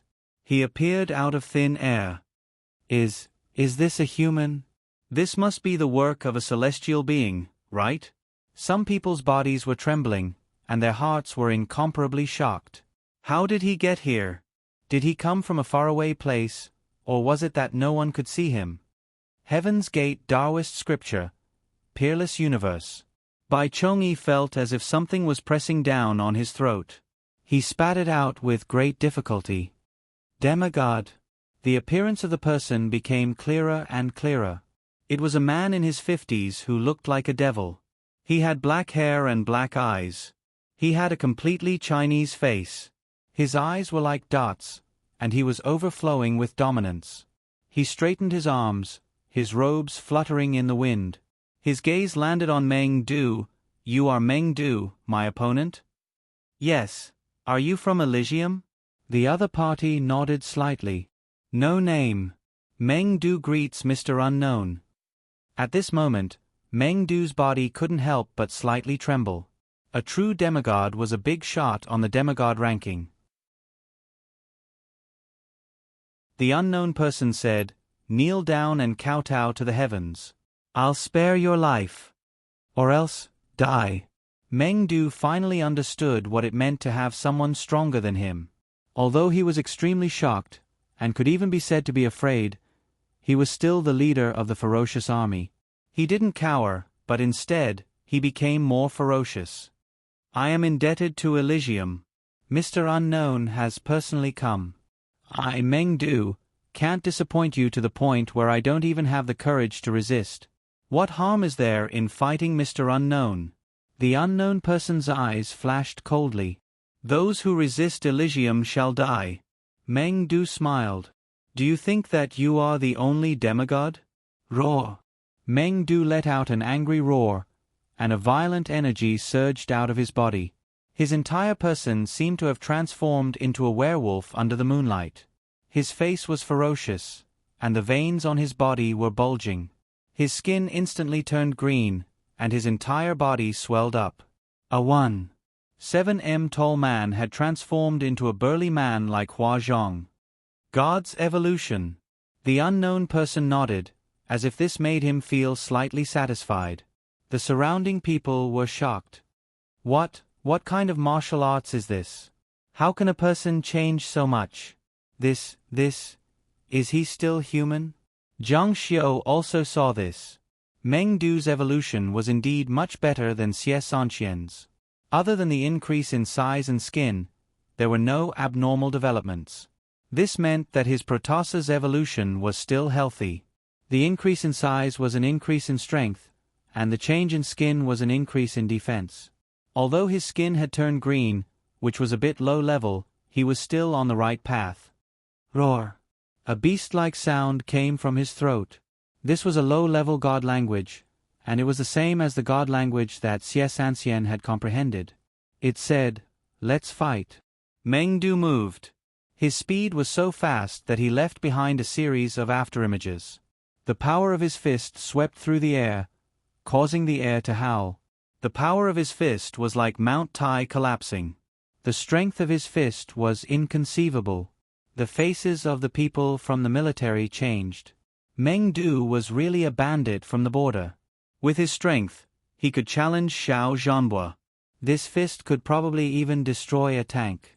When this fist was thrown out, the ground couldn't withstand it and cracked. Umph! The unknown person stood there with his hands behind his back. He didn't move, nor did he block. He waited for the fist to come closer. Before the fist arrived, the violent fist energy had already arrived. Only then did he suddenly squat down. Boom! The air around his body started to spin. Chi-chi, chi-chi, chi-chi. The two air currents collided, and the sound of the collision was like the sound of broken blades and electromagnetism. At the same time, the unknown person's pure white clothes emitted a milky white light with a hint of green. His entire person seemed to be in a dream. From afar, he looked like a soft light. Roar! Mengdu's face gradually revealed a frightened expression. As his fist came closer, the frightened expression on his face became more and more intense. This was because he felt that the pressure on his fist was getting stronger and stronger.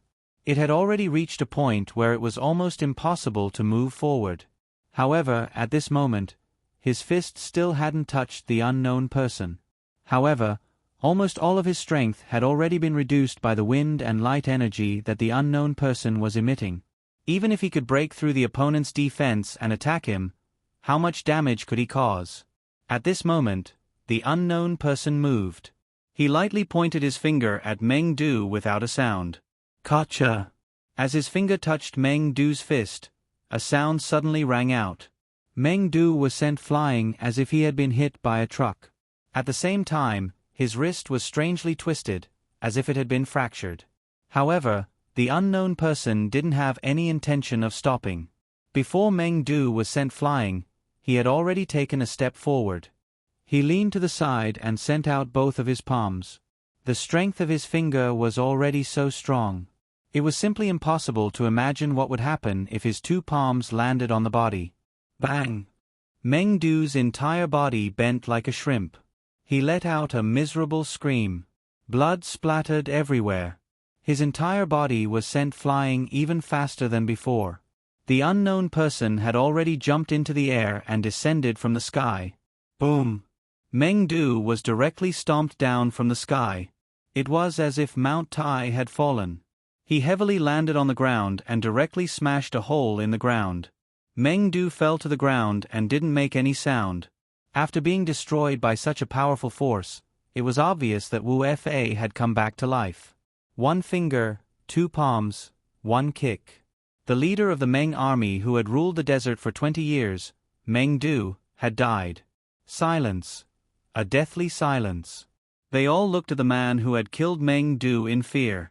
It was as if a demon had descended. Weak. The first form is still too weak. If you can reach the second form and still maintain this state, perhaps you can exchange a few moves with me. After that, he looked around, especially those who were still vigilant. He clasped his hands behind his back. His eyes were filled with arrogance. Your leader has already been killed. Do you still want to resist? Why don't you put down your weapons and accept the offer? Zhou Hao swaggered out and respectfully bowed to the unknown person. He said, I don't know how powerful you are, sir. The Meng army looked at each other. Everyone's eyes were focused on Bai Chongyi. The leader was dead. Of course, they would listen to the second leader. Now, whether they resist or submit, it was all up to Bai Chongyi. Bai Chongyi was also in a high state of shock. He hadn't recovered yet. It was too shocking. General Meng was killed in an instant. In his heart, he was like a god. Moreover, he didn't even give him a chance to live. Not only was he powerful, but he was also ruthless. I don't know how powerful you are, sir. Bai Chongyi submitted. In front of such a powerful demigod, how could he not submit?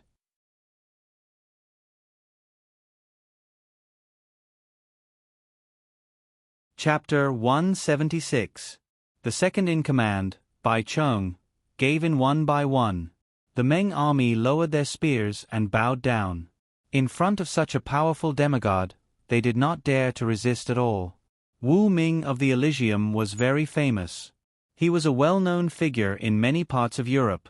He could be said to be an international tycoon. If the Elysium wanted to take over the Meng army, they could swallow them in one gulp. They could even take over the entire western desert. Sir, you are mighty. Elysium is mighty. The soldiers raised their spears and shouted. It was a way to show their loyalty to Wu Ming. Their voices were very loud. Thousands of people shouted in unison, and the sound waves shot into the sky. Wu Ming was already used to such scenes. There was no change in his expression. I didn't expect Wu Ming of the Elysium to come. Wu Guiyong's expression was very serious.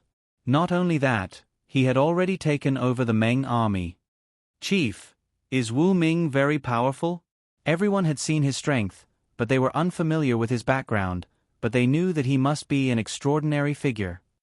This person became famous 40 years ago. At that time I was still very young.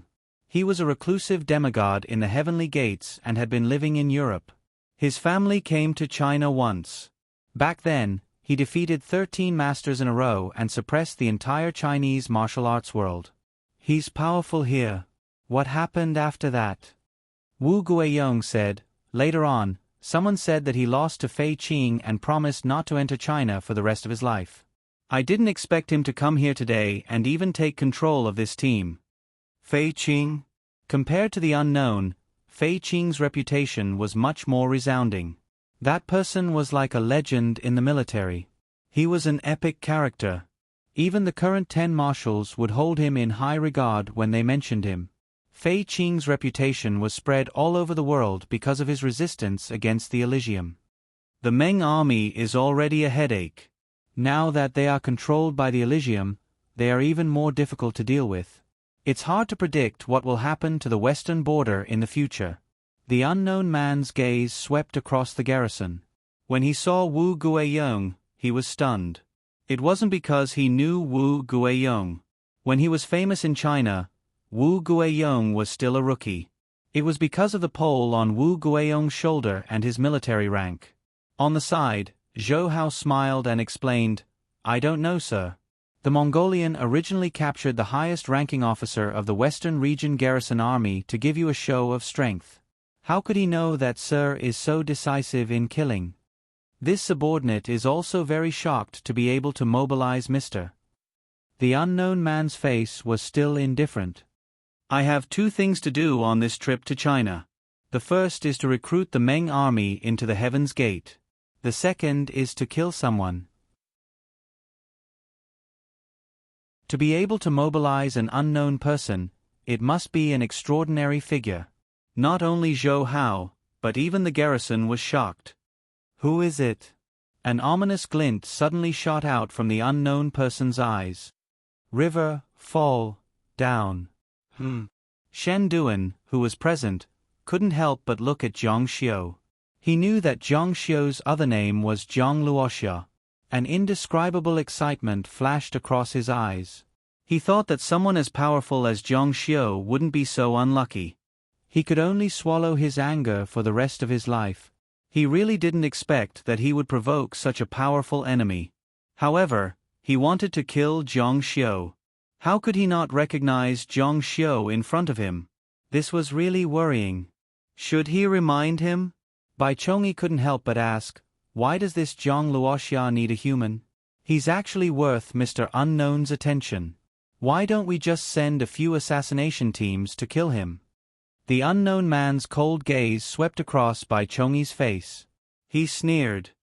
This person killed an old friend of mine from many years ago, Wang Jianji of the Wang family. He can even kill a demigod. Do you think you can do anything to him? Bai Chongyi's eyes widened in shock. He looked very embarrassed. In fact, Bai Chongyi was able to become the second in command of the Meng army because of his stupidity. How could he not know that someone who could make the unknown man personally kill him must be extraordinary? However, if he didn't act stupid, how could he show Mr. Unknown's intelligence? Someone in the garrison said, "Could it be the Mr. Jiang that was rumored in Jiangnan a while ago?" Rumor has it that Mr. Jiang defeated the demigod of the Wang family and subdued the Wang family. Didn't they say it was a publicity stunt? The demigod of the Wang family died more than 60 years ago. The unknown man sneered. Suddenly, a light voice was heard. "You want to kill me?" As the voice sounded, everyone looked over. They saw the young man who attacked Jiang Xiu squatting beside Meng Du's body and taking the longevity stone talisman from his body. The unknown man sized up Jiang Xiu. Seeing that he was only a young man in his 20s, he sneered in his heart. Where did this ignorant kid come from? "You. Who are you?" Jiang Xiu played with Meng Du's longevity stone talisman. The size of Meng Du's longevity stone was about the same as the one in his hand, but the characters were different. Not only was the color red and blue, but the shape of the characters were also completely different. The red one in his hand was hot, but the blue one was cold and even a little cold. When he held it in his hand, the blood in his body was much calmer than usual. If he held it in his hand for a long time, he might be able to cure his blood from overheating. He could tell that the red one was hot-blooded, and the blue one was cold-blooded. In fact, both were bad. However, there were too many transcendents who were hot-blooded, so the cold-blooded one was closer to the blood of mortals. In fact, the blood temperature of mortals wasn't high. Jiang Xiu said, "Didn't you want to take revenge on me?" The garrison's people all looked at him. The leader who questioned Jiang Xiu just now exclaimed, "This kid is crazy." What kind of existence was this unknown person? He still dared to stand out. Wasn't this just letting others pick him up for free? Does he think that the unknown person is Meng Du's two useless subordinates?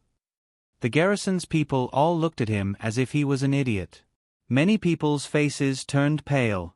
Originally, they were in a good mood because the unknown person had just taken down the Meng Du. They thought that the unknown person would let them go and let them leave safely. Now that this kid was causing trouble, they thought that the unknown person would resist and kill them all. Jiang Xiu said, "Since you want to take revenge on me, don't tell me you don't even know what I look like." Seeing Jiang Xiu approach the unknown person, the Meng Du's soldiers all pointed their guns at him. This was to warn Jiang Xiu that if he took any more steps forward, they would open fire. These people were really loyal. They had just changed their leader and they were already doing their best. In fact, this was an instinct that they had been trained by Meng Du. If anyone threatened their leader, they had to act. There was no room for negotiation. This was the biggest difference between a well-trained soldier and an ordinary bandit. Bang! Someone opened fire. The bold one wanted to take advantage of the situation and gain some merit in front of the new leader. The bullet flew out of the barrel at an amazing speed towards Jiang Xiu's head. Seeing the bullet go through the head, a wave of energy rippled in the air. The bullet lost its power and fell from the air. It landed on the ground and bounced a dozen centimeters high. Jiang Xiu's face was calm. He was still walking calmly as if no one had shot at him. The people around him all widened their eyes in shock.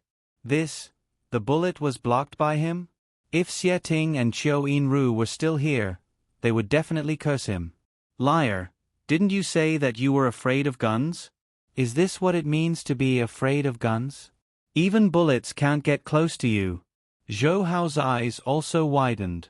Jiang Xiu had just fought 2 rounds, and he had a deep impression of him. He had already thought highly of Jiang Xiu, but he did not expect that he had still underestimated him. He knew that he could dodge bullets with his superhuman reaction and judgment, but there was no way he could block bullets like this. At this level, perhaps only the legendary demigods could block bullets like this. Could this young man be a demigod? What was going on today? Demigods were everywhere. It had been decades since one had been seen, but today he had met three.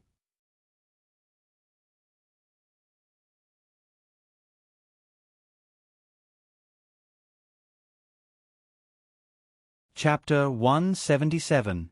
Everyone present was extremely shocked. This inconspicuous kid actually had such a powerful background and was so powerful. Especially little Chu and the female military doctor. Their hearts were like overturned bottles of mixed feelings. They had actually offended such a powerful person. "You are Zhang Luoxia?" A cold light shot out from the unknown person's eyes. Under his cold light, there was a surge of anger surging. Descending from the heavens, cleansing the heavens with 9 mysteries, 1,000 years of work.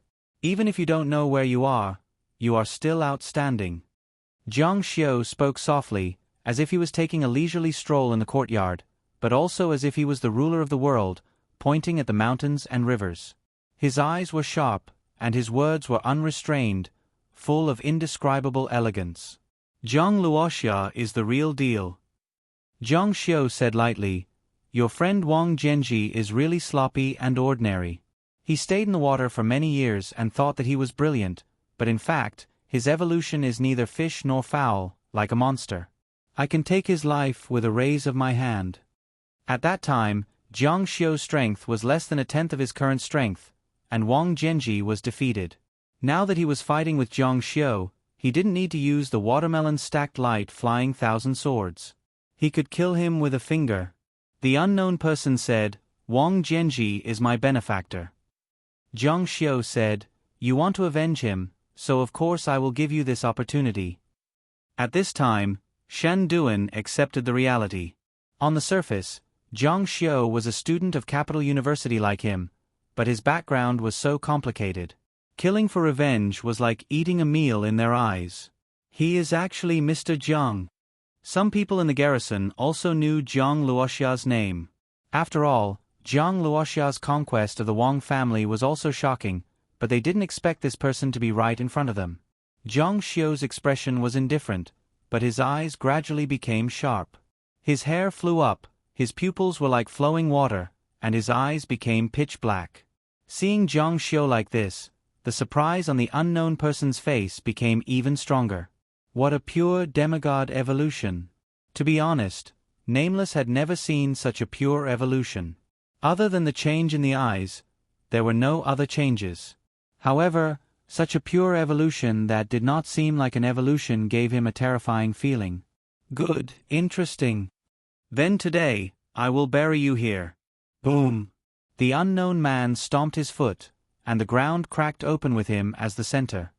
His entire body emitted a soft white light that was much fiercer than before, and the air around him seemed to have solidified. The surface of his body was like a sparkling and translucent crystal, but it looked very gentle.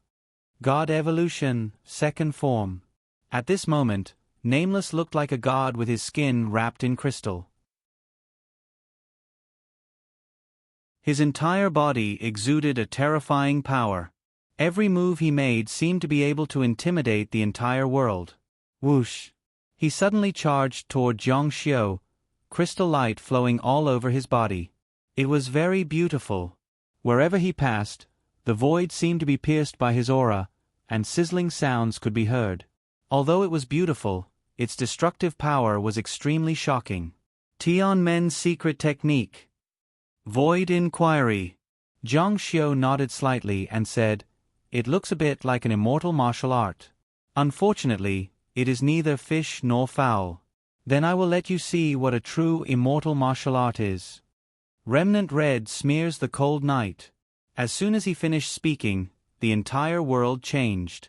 Everyone felt as if they were in the middle of the night. That strange red light flashed by, and the night was incomparably cold. Extreme Yin gathered, but that red light was extreme Yang. The power of that red light instantly exploded. Whoosh bang! The red light flashed very quickly, like a white steed flashing by a crack. Tangible power is limited. No matter how talented you are and how you have a crystal-like body, as long as it is material, there will always be a limit to energy. Being intangible is different. Being intangible is infinite, and there are countless possibilities. There were many people present who knew martial arts. When they saw Nameless make a move, they were already shocked. However, at this moment, when they saw Jiang Xiu make a move, they were truly shocked. He actually caused the world to change, and night to be reversed. This was completely beyond the scope of martial arts. Was this Zhang Luoxia's strength? Just now, they were angrily scolding Jiang Xiu for not knowing respect, Jiang Xiu for not knowing what was good for him, and Jiang Xiu for not understanding the principle of letting the leader go first. At this moment, they all had to swallow their words. Wu Guiyong, Young Chu, and the female military doctor were all stunned. Bang! It was like the sound of glass shattering. A young man who was not even 20 years old was facing the overseas hero who had been famous for decades, and who had once suppressed the entire Hua nation. He was actually superior. How is this possible? However, in their eyes, the crystal-like body surface reflected by the red light was so real.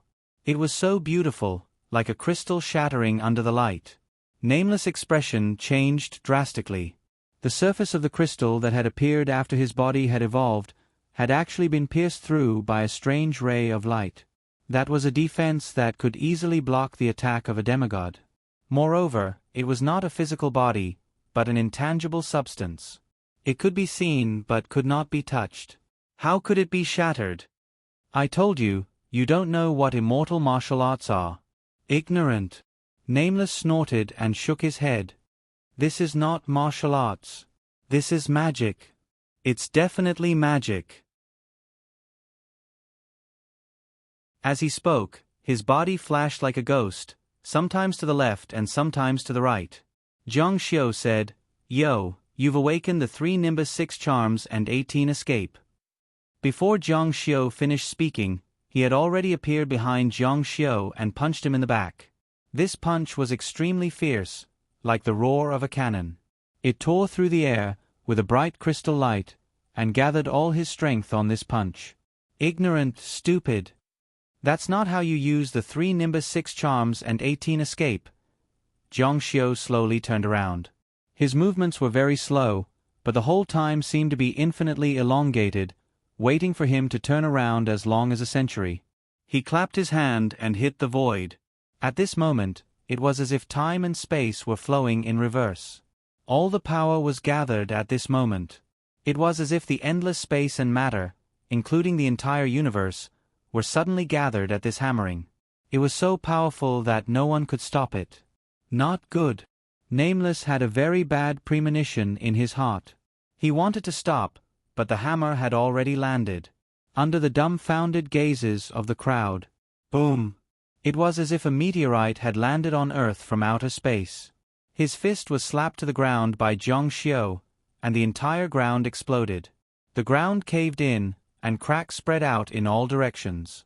The buildings dozens of meters away were instantly split in half as if they had encountered an earthquake. The nearby buildings collapsed with a rumbling sound. What the hell is this? Nameless screamed in his heart. It was like martial arts but not martial arts. It was like magic but not magic. He did not dare to compete at all. There was only one thought in his mind now. Run! With a stomp of his feet, he and the others shot out like a rocket. After more than 30 years of hard work, this is Cloud Flash. I thought it would never be used in my life. I didn't expect it to be used. But when he looked up, Nameless screamed in his heart. Impossible. Jiang Xiu was in front of him in the sky. He had really seen a ghost. He was so fast. What was even more frightening was that Jiang Xiu's hand blade was already descending from the sky. The blade chi was so close that the unknown man's eyes hurt so much that they almost popped out of their sockets. His eyes were bloodshot, and from his forehead to his chin, there was a line of blood flowing out. What exactly are you using? Jiang Xiu said, Immortal martial arts. Using martial arts to support martial arts. But my technique is an immortal technique. It's the law of heaven and earth. If it succeeds in the law of heaven and earth, it can destroy heaven and earth. Immortal martial arts? Nameless slowly fell from the sky. His clothes fluttered in the wind like a falling leaf. Finally, he fell to the ground and was buried in the soil, turning into sand. Just now, Jiang Xiu's hand blade had faintly condensed into a blade aura. It contained blade intent and completely killed him. A generation of Elysium powerhouses had fallen. He was stunning when he came, but sad when he left.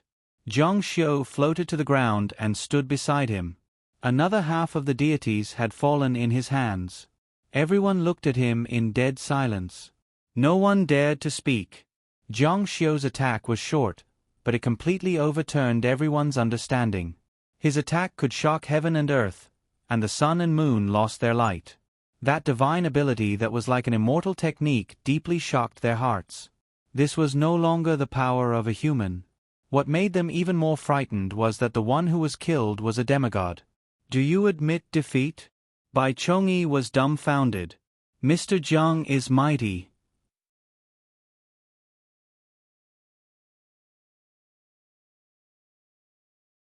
Chapter 178. Jiang Xiu's eyes were proud and arrogant. He looked at Bai Chong coldly and said, "Surrender or die." Bai Chong hurriedly said, "I'm willing to surrender." After Meng Hao was poisoned, the Meng soldiers respected Bai Chong as their leader. Previously, they had surrendered to Elysium and were killed by Jiang Xiu. Naturally, they did not dare to disobey and shouted in unison, "We're willing to surrender to Mr. Jiang. Mr. Jiang is the best. Mr. Jiang is the best." Zhou Hao's face was pale. He came here to cooperate with Mr. Jiang to take the army into Elysium. He did not expect that Mr. Jiang would be killed by Zhang Luoxia, who appeared out of nowhere. Elysium's efforts were in vain. "Mr. Jiang, you're really ruthless.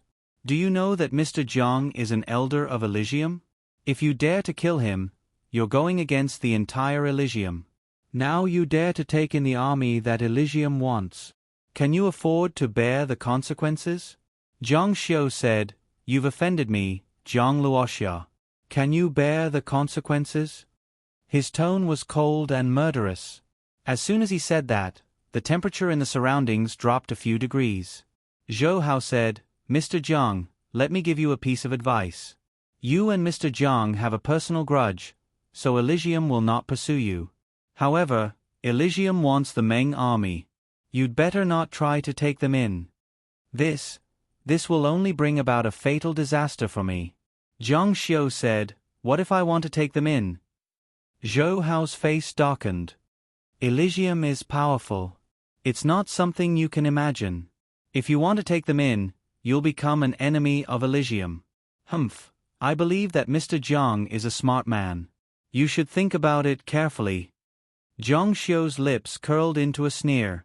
Bai Chong chimed in, "Mr. Jiang, some unknown person killed our General Meng. By killing him, you've avenged General Meng. Our brothers are very willing to follow you, but Elysium is really too scary. Although Mr. Jiang is a demigod and has amazing supernatural powers, it's still very difficult for him to fight against Elysium." It was not a big deal to be anyone's subordinate. It was not worthwhile for him to take the risk of angering Jiang Xiu by saying this. It could be seen that he was sincere. A smile appeared on Zhou Hao's face. He didn't dare to be too arrogant in front of a demigod like Jiang Xiu, but the smugness at the corner of his mouth was obvious. Jiang Xiu said, "Oh, really?" As he spoke, he approached Zhou Hao step by step. The indifferent killing intent in his eyes caused the smile on Zhou Hao's face to gradually fade. "Mr. Jiang, don't." Bai Chongyi yelled. "You dare." Zhou Hao's eyes suddenly widened. What awaited him was a merciless palm. Zhou Hao was not an ordinary person. He formed a seal with both hands. With a strange power, it was as if a Buddhist golden light had exploded in his hands. It was extremely solemn and powerful. His seal could shake a demigod. This was also the reason why he said that no one could be a match for Lord Meng after Lord Meng Du, the demigod. Even an armored vehicle would be dented by his attack from a distance. However, Jiang Xiu only lightly patted his head with his palm. Bang! There was a deafening roar. Zhou Hao's head was forcefully smashed into the ground with a force as heavy as 10,000 catties. Even his body was forcefully smashed into the ground, creating a deep crater. His figure was nowhere to be seen, only a deep crater was left. Ah! Everyone present sucked in a breath of cold air. They were stunned. There was dead silence. Zhou Hao was close to becoming a demigod. Not only was he slapped to death, but he was also slapped into the ground. How powerful and domineering was that? That intimidating pressure caused everyone present to be unable to breathe. The one who was killed was the spokesperson of the Elysium. He had killed an unknown member of the Elysium and then killed the spokesperson of the Elysium. Was he trying to make an enemy out of the Elysium?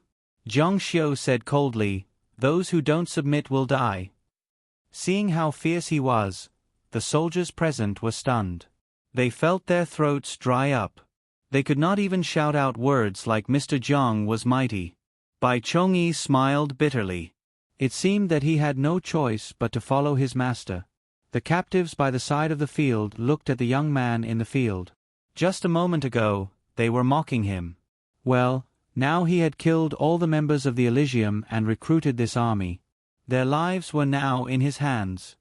"General Jiang, what should we do with these Hua captives?" Bai Chongyi asked. He had heard that Zhang Xiu was a consultant in the Hua Nation army. The group of captives looked at Zhang Xiu pleadingly. "Let him go." Everyone present heaved a sigh of relief. Phew! Wu Guiyong laughed in his heart. He had been frightened just now. Zhang Xiu was a Hua national, and he was also a senior advisor in the military. His incorporation of this unit was equivalent to stabilizing the country's borders and alleviating the scourge that had been plaguing the borders for more than 20 years. This was a great contribution.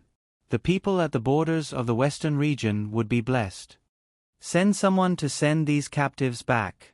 Also, the 2 girls who left earlier might not have returned to the base yet. Send them back if you see them on the way. Yes, sir. Bai Chongyi called for a few cars to send them back. Zhang Xiu stayed in the army for a day and met a few important figures in this army. Deputy General Bai, you'll be in charge of this army from now on. You'll be responsible for clearing out the bandits in the desert and strolling around the borders of Persia, North Korea, and Japan.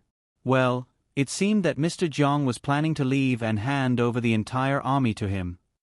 Yes, sir. Zhang Xiu asked, "Where do you get the funds?" Bai Chongyi said, "The neighboring countries will spend money to buy peace. Some traveling merchants will also pay some fees. Other than that, they will become mercenaries and join the war in West Asia. The main source of income is still General Meng. He should have another source of income, but I don't know the details. It would cost a lot to raise an army like this." Bai Chongyi said, "However, I heard that there's underground oil not far from our base. The people from Elysium have their eyes on us because of this. General Meng has also thought of developing it, but we don't have the technology." Zhang Xiu said, "If you don't have the technology, you can buy it from someone else." Bai Chongyi shook his head and said, "But we don't have the money. The amount of money needed to develop underground oil is shocking. Who would lend money to an army like ours that hasn't been recognized by the international community?" Zhang Xiu said, "Money is a small matter. You don't have to worry about it. Lead the army well. A proper army should act like one." This army was very disciplined under Bai Chongyi's management. Otherwise, the uneducated Meng Du would not have been able to train such a troublesome army at the borders of the Hua nation. They were a bunch of bandits. Yes, sir.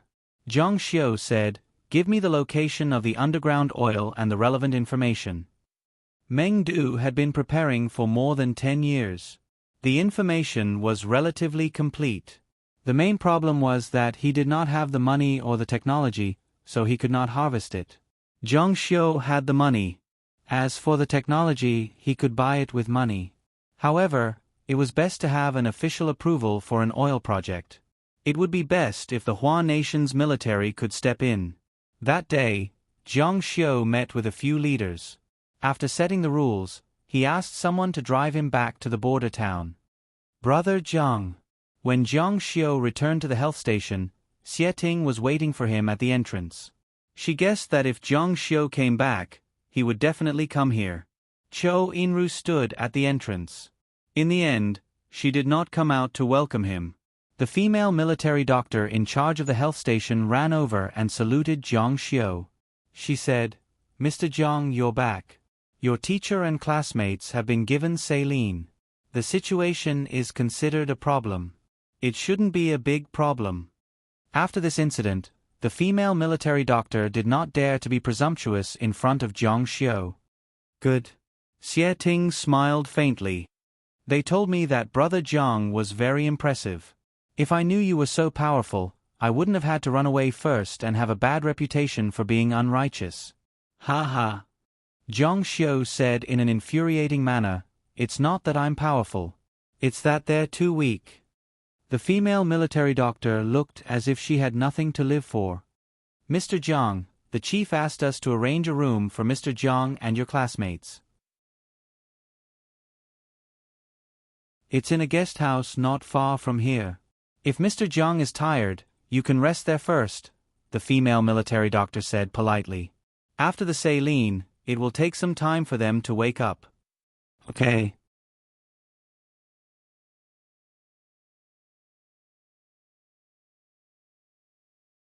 Chapter 179. This trip to the desert had been really torturous. As far as Jiang Xiu was concerned, he had gained a lot. He had found the longevity stone talisman, which was the purpose of his trip. One hot and one cold, it would definitely greatly increase his cultivation speed. In addition, he had also incorporated a regular army. This was really a pleasant surprise. Even if Jiang Xiu's cultivation was high and he had a lot of wealth, he was still rootless and lacked real power. However, with this armed force, it would be different. He would become a real big shot. It was no joke to have an armed team. This was self-evident. That night, Wu Guiyong came to the guest house where Jiang Xiu was staying to look for Jiang Xiu. Setting up a banquet. Wu Guiyong's office building command center had been bombed, but he didn't even have time to repair it. He came to meet Jiang Xiu first, which showed how much he valued him. This was definitely not because of Jiang Xiu's cultivation, or because Jiang Xiu had saved his life. It was because of the armed force in his hands. The banquet was cold and cheerless. Although there weren't many people, the standard was high enough. It could be said to be the most luxurious in the border area. Wu Guiyong and an eloquent female officer accompanied him. There were only 3 people. Wu Guiyong raised his wine glass. "Mr. Jiang, thank you for your help today. Otherwise, all of us would have died there." Jiang Xiu said lightly, "It was just convenient." If it wasn't convenient, it was unlikely that he would have helped. "No matter what, Mr. Jiang saved my life and the lives of so many of my subordinates. This toast is to you." The female officer filled Jiang Xiu's glass with wine and smiled sweetly, trying to use her beauty to melt Jiang Xiu's cold expression. However, she failed in the end. Jiang Xiu's wine glass didn't move. Wu Guiyong drank it all obediently. This was the first time Wu Guiyong toasted a young man who wasn't even 20 years old. He was ignored, but he didn't look unhappy at all. Jiang Xiu said, "Elder Wu, there's no need to say such things. Just say what you want to say." Wu Guiyong laughed out loud. His toast was not completely fake. Jiang Xiu had indeed saved him, but what was more important was what happened next. He said, "I've already reported this matter to the General Military Region. The leaders value Mr. Jiang very much.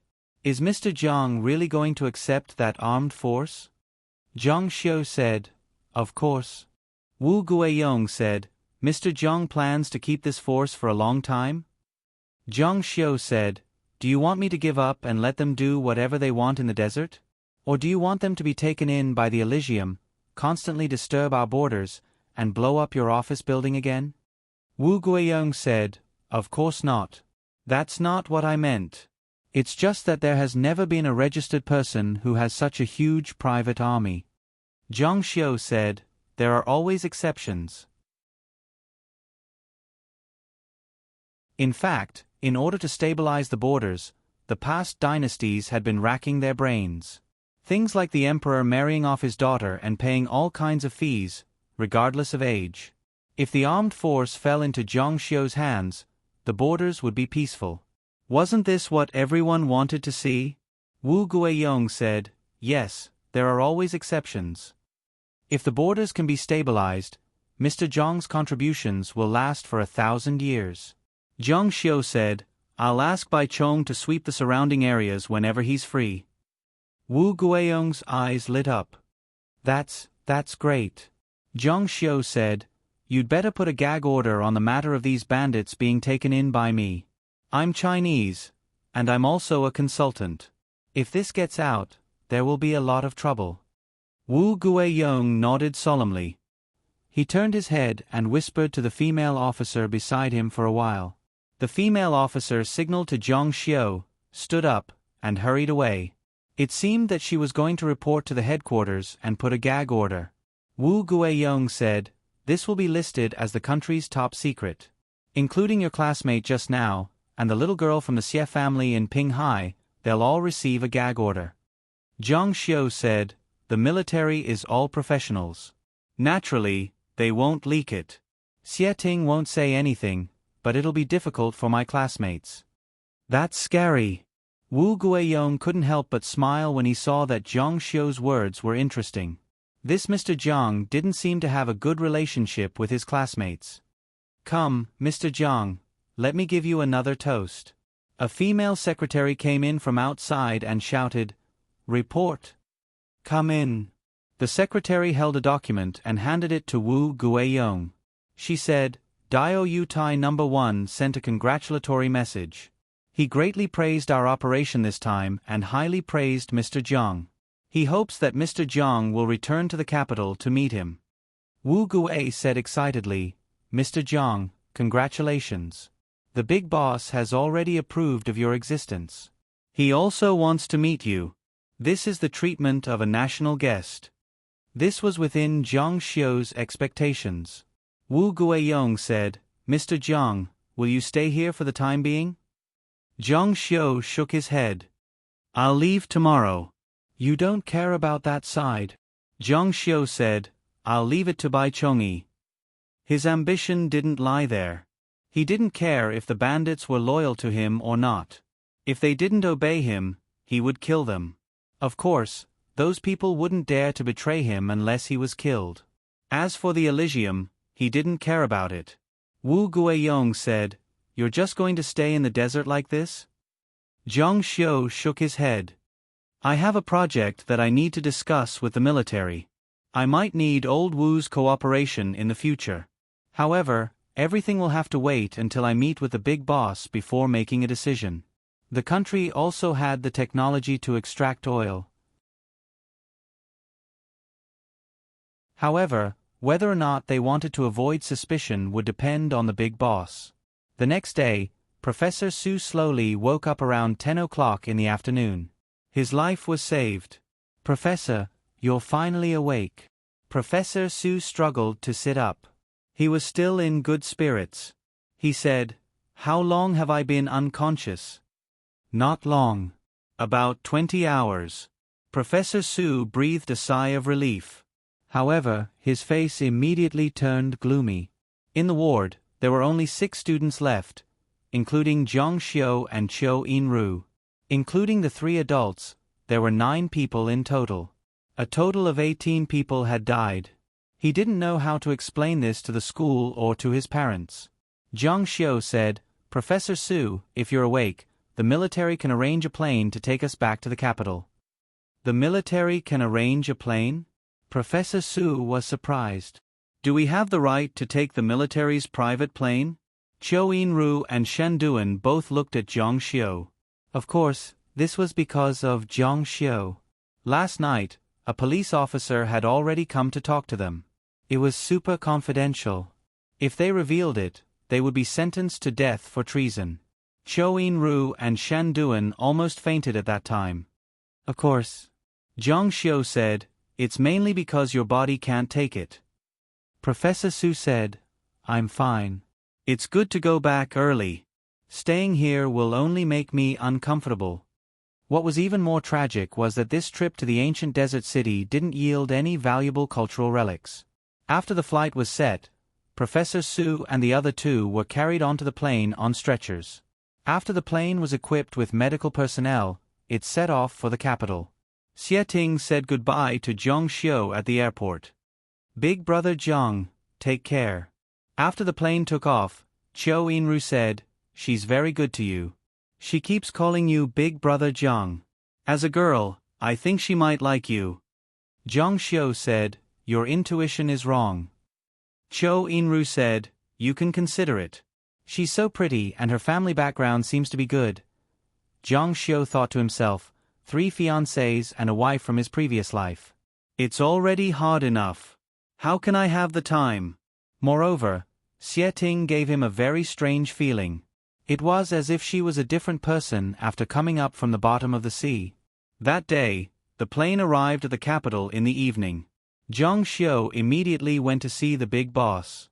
Because it was a confidential matter, very few people knew about it. They discussed the border issue. In addition, Zhang Xiu raised the issue of oil exploration. That area didn't belong to the country, so of course it belonged to Zhang Xiu.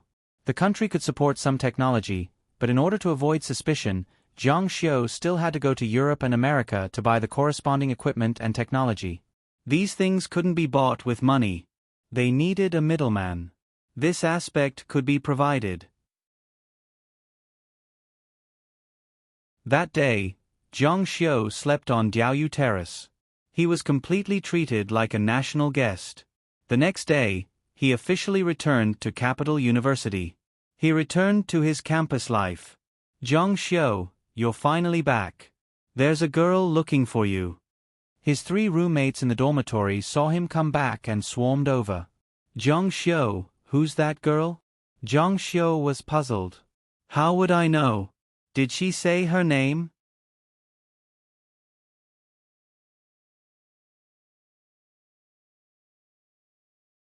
Chapter 180.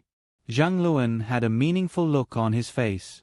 Zhou Jin and Zhang Yiwei were very gossipy as they pestered Zhang Xiu. Zhang Xiu asked, which girl is pretty? Pretty. Zhou Jin and Zhang Yiwei said at the same time. These 2 animals' eyes were shining. Zhang Xiu thought to himself, could it be Cheng Lingran? He had been gone for so long, and because his phone had run out of battery, she might not have been able to contact him. She might have come to the dormitory to find him. She didn't say what her name was? Zhou Jin and Zhang Yiwei shook their heads like a rattle drum. They were very regretful and even had a pained expression. They felt that they had missed out on an unprecedented love. Ha ha ha. Zhang Luan couldn't help but laugh. Everyone looked at him in surprise. Zhang Luan then held back his laughter and came over to put an arm around Zhang Xiu's shoulder. You little brat. You're really something. Do you know who it is? Yi Rong. That girl didn't say anything that day. Later on, she would ask my wife about you from time to time. In the end, she actually took the initiative to look for you. You little brat. You're having a good time. A girl took the initiative to come to you. Yi Rong? Zhang Xiu didn't immediately remember. He was stunned for a moment before he reacted. Oh, that girl at the nightclub that night. She came to look for me? It seems like I don't meet her requirements. Zhang Luan said, it's hard to say for girls. My brother is so handsome. There's no reason for her not to take the bait. Why don't you give her a call and ask her out tonight? Zhang Xiu shook his head and said, I'm so tired. Let's talk about it later. After he finished speaking, he threw his luggage on the bed and fell down. He wasn't that tired. He just didn't want to go. Of course, if he wanted to meet, it would be to look for Cheng Lingran, his wife from his previous life. What a beast. A beautiful girl took the initiative to come to you with such an attitude. Zhou Jin and Zhang Yiwei gritted their teeth. The well-fed didn't know the suffering of the hungry. Be careful not to be struck by lightning. Young Master Luan, so you know her. Introduce her to us. Hey, young Master Luan. Zhang Luan was frightened by the two horny animals and quickly ran away. The news of the desert expedition was not suppressed. After all, so many people had died, and the news had spread throughout the campus. Professor Su was not held responsible, but he was banned from doing archaeological projects. Qian Deshen stayed behind to teach cultural classes and returned to the United States immediately. The incident was not small. However, there was one thing that caused even bigger waves. The whole Zhang family was in an uproar. The entire Pinghai Jin family was slaughtered. There was no exception. In the capital, in Pinghai, and even eldest young master Jin Shi, who was lying on the sickbed, no one was left alive.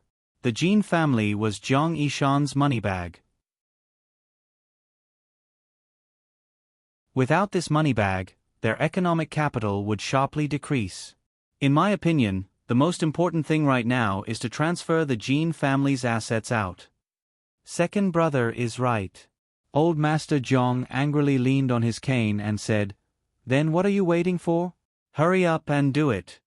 Before he finished speaking, Jin Hang, who had close contact with the Jin family, ran in and said, "Oh no, the Jin family's Jin group has been attacked in the stock market. More than 40% of the shares have been maliciously acquired. In addition, more than 50% of the shares have been left in the market. In other words, the Jin family's Jin group is already someone else's." As soon as he finished speaking, the Zhang family's courtyard suddenly fell silent. What? Old Master Zhang spat out such a sentence after a long while. The fact that the Jin family was the Zhang family's money bag was almost an open secret. Otherwise, Professor Su would not have known. The Jin family was slaughtered and the Jin group was robbed. The person who did it did not put Zhang Yishan in his eyes. It could even be said that they were targeting the Zhang family. It doesn't make sense. There's no election recently, and there's no conflict of interest with others. At Old Master Zhang's position, it was a very high-level game. A little bit of trouble naturally could not escape his nose. Moreover, this way of doing things was not like a game at all. It was simple and crude, and there was no technical content at all. However, Old Master Zhang had to admit that this was as painful as cutting off one of his fingers. As the saying went, it was better to cut off one finger than to injure 5 fingers. The Jin family was directly abolished, and the Jin family's funds were completely out of the Zhang family's hands. Now that GDP was popular, many children of the Zhang family relied on the Jin family for their business. Then, they used money as a precursor to create political achievements for their children in the official career. This was the usual route. Gu Dikang supported Zhang Xiu's father, Zhang Yi, in the same way. In fact, most of them did this, but everyone's capital was different, and all of them had different speeds of advancement. Now that the big golden egg was gone, the speed of the children in the official career was bound to be greatly slowed down. The most fatal thing was that the children of the Zhang family who were in business might directly lose their capital chain. Therefore, even with Old Master Zhang's status, he would be so angry. Investigate for me, who is so bold?" Zhang Hang said, "I've already investigated. The other party is the Zhongtian group, and the boss behind it is Jiangnan's Wang family. They are a warlord family that has passed down martial arts for 200 years in Jiangnan." The second son of the Zhang family on the side asked, "The Wang family, a mere martial arts family, dares to touch the Jin family, and dare to go against our Zhang family?" Zhang Hang said, "Second uncle, you don't know, but the Wang family encountered an accident before. One of their ancestors who was suspected to be a demigod was killed, and then the Wang family was massacred. They had no choice but to bow down to this person. Now, the Wang family is actually under this person's control." "Oh, who is he?" Zhang Hang said, "Jiangnan people respectfully call this person Mr. Zhang.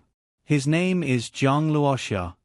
In other words, the Jin family's massacre and the Jin group's malicious acquisition were all done by this person?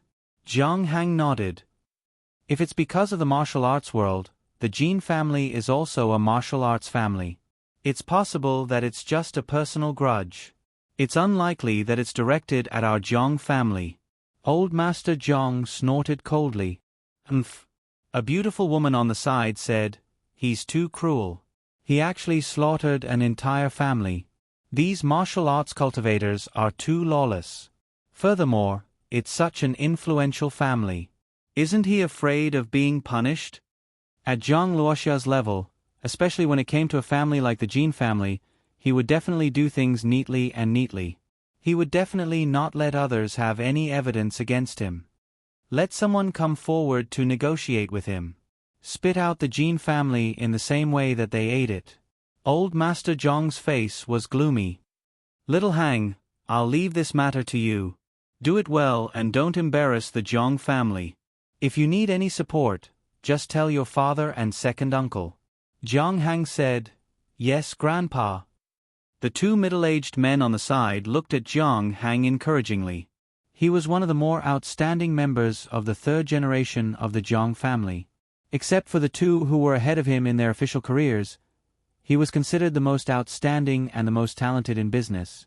After those people left, Old Master Zhang's mood had calmed down. The Jin family was very important, but it was just a vassal. If one was gone, he could find another one.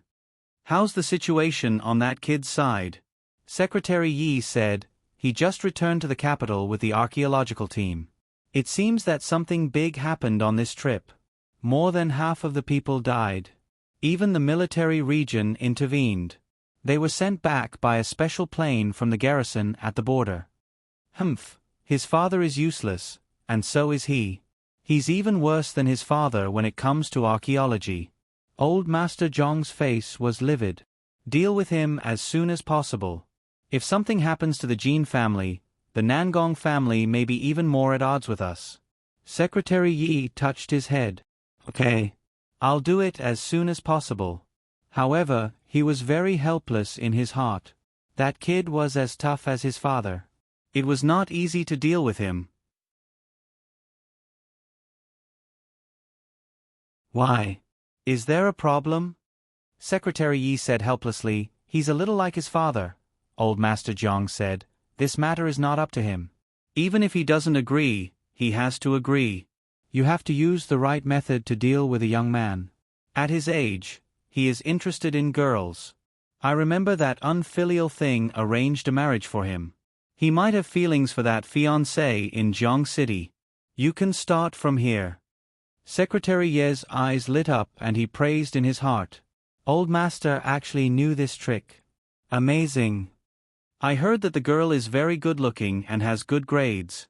She also came to the capital and entered China University to study finance." Secretary Yi was a meticulous person. Of course, he had also investigated Cheng Lingsu. He said, "I'll get in touch with this girl as soon as possible. People are selfish. There's no reason for her not to agree if I give her generous conditions. Do it as soon as possible. Let that kid settle the matter with the little girl from the Nangong family as soon as possible."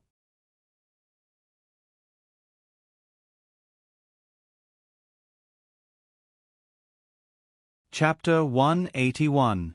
Just as the Zhang family was reacting to the loss of their money, a piece of news swept through the entire Chinese martial arts world like a hurricane. It quickly spread to the entire Chinese martial arts world. As an elder of the Elysium, Mr. Unknown played an important role in the Elysium. He was ranked 17th on the demigod list and could be said to be an internationally renowned expert. However, such an expert had been killed by a Chinese youth in the desert. It was really shocking. If Zhang Luoxia's strength had been questioned because he had killed a demigod who was not on the list, then this time, he had killed a person who was ranked 17th on the demigod list. Zhang Luoxia's name had been completely resounded. There was no need to say much about Jiang City. Jiangnan, Pinghai, the capital, East Asia, Europe, and even the American martial arts world's Chinese martial arts world deeply remembered this name. Zhang Luoxia, in Jiang City. Descending from the 9 mysteries to cleanse the sky, 1,000 years of hard work. There was a faint sense of transcendence and a sense of disdain and arrogance that looked down on the world. There was no doubt that he was the world's youngest demigod. Some people even said that Zhang Luoxia might have already advanced to the 3rd stage of deification. However, many people still had reservations about this news. Although Mr. Unknown was a second-stage deified and Zhang Xiu had defeated him, he could naturally be a third-stage deified. However, more people thought that Zhang Xiu was also a second-stage deified. After all, he was still so young. If Zhang Xiu told them that he was actually a 63rd stage deified, they would definitely think that Zhang Xiu was crazy. In their knowledge, the third and fourth stages were very close to becoming a god. There were even rumors that a fourth stage deified.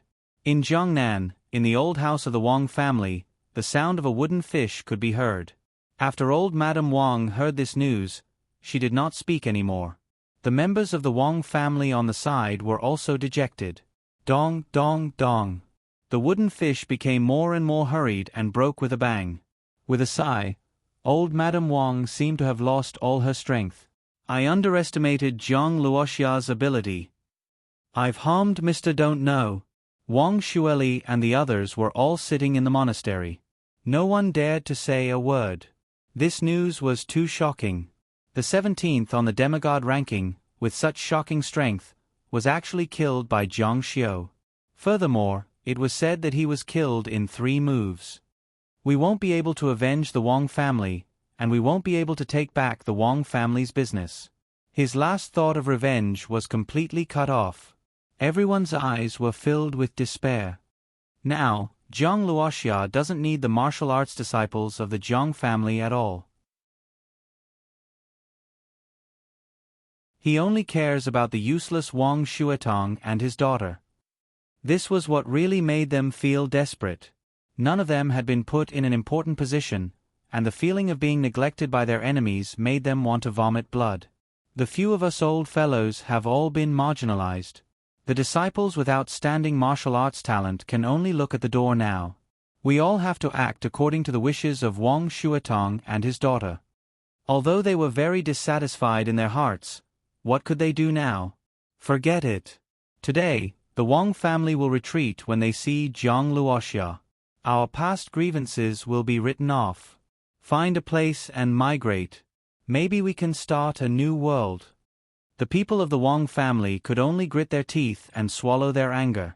In an ancient castle in a small country in Europe, a handsome man with a height of more than 1.8 meters and blonde hair walked in.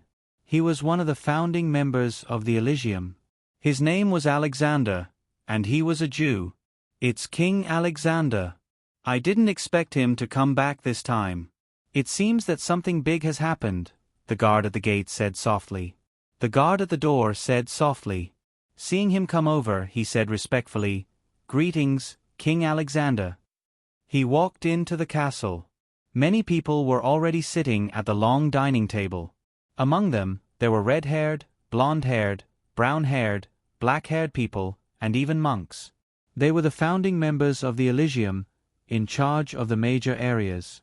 Other than the triennial gathering, the founding members rarely gathered like today. Standing at the innermost was a man in a tight black robe embroidered with a 9-headed python. Those who didn't know would think that it was a dragon, but it was actually a python. In the Ming dynasty, the princes wore such things. He stood with his hands behind his back and his fists clenched. With his back facing the gate, he said, "I've gathered everyone here today to tell you a piece of news. An unknown person is dead." He spoke in fluent English. There was no sound at all. They knew that this was no small matter when they called for the meeting. But when they heard it, they were still shocked. "Who killed him?" Someone asked after a long while. "Zhang Luoxia." "How is that possible? He's someone we've never heard of." "Sir, you're in the second form of God evolution. You're stronger than most of us here. It would take at least 3 or 4 demigods to kill him." One of the European monks, whose head was covered in a black hoodie, gently placed his hand on the table. His palm was almost transparent. Even the blood and bones seemed to be transparent. It was very beautiful. "A newcomer." Another person said, "Which force in China?" "I'm not sure." The man said, "Many heritages in China are buried in the long river of history and were accidentally discovered. It's not new for someone to become a demigod. I'm an example." It said that he might be in the immortal state. When he attacked, it was daytime, but the night suddenly fell. Immortal state? Someone exclaimed softly. Everyone present was in disbelief. King Alexander put down the expensive luminous cup and said, "I'm afraid he's not far from the immortal state. He might have entered the third form of deified." Another woman said, "A newcomer can't be in the immortal state right away. As long as he's not in the immortal state, we can kill him. We just need to have a few more people." The man in the robe said, "Don't forget that it's China. The current China is not the same as before. If we have more people there, I'm afraid that the Chinese government will be dissatisfied and the demigods will come out. It will be difficult to deal with then." The Elysium was very powerful. Its influence covered all parts of the world and even controlled many small countries. However, there was one country that was an exception, and that was China. The Elysium had tried to enter China several times, but they were always pushed out. If you want to kill him, the best way is to wait until he leaves Hua Nation before you act. King Alexander said, "Why would he leave China for no reason?" The man in the robe said, "For a mighty overlord who is on the path to becoming a god, the most attractive thing is power. If there is something abroad that can increase his power, do you think he won't be tempted?" The woman giggled and said, "You Chinese people are so cunning."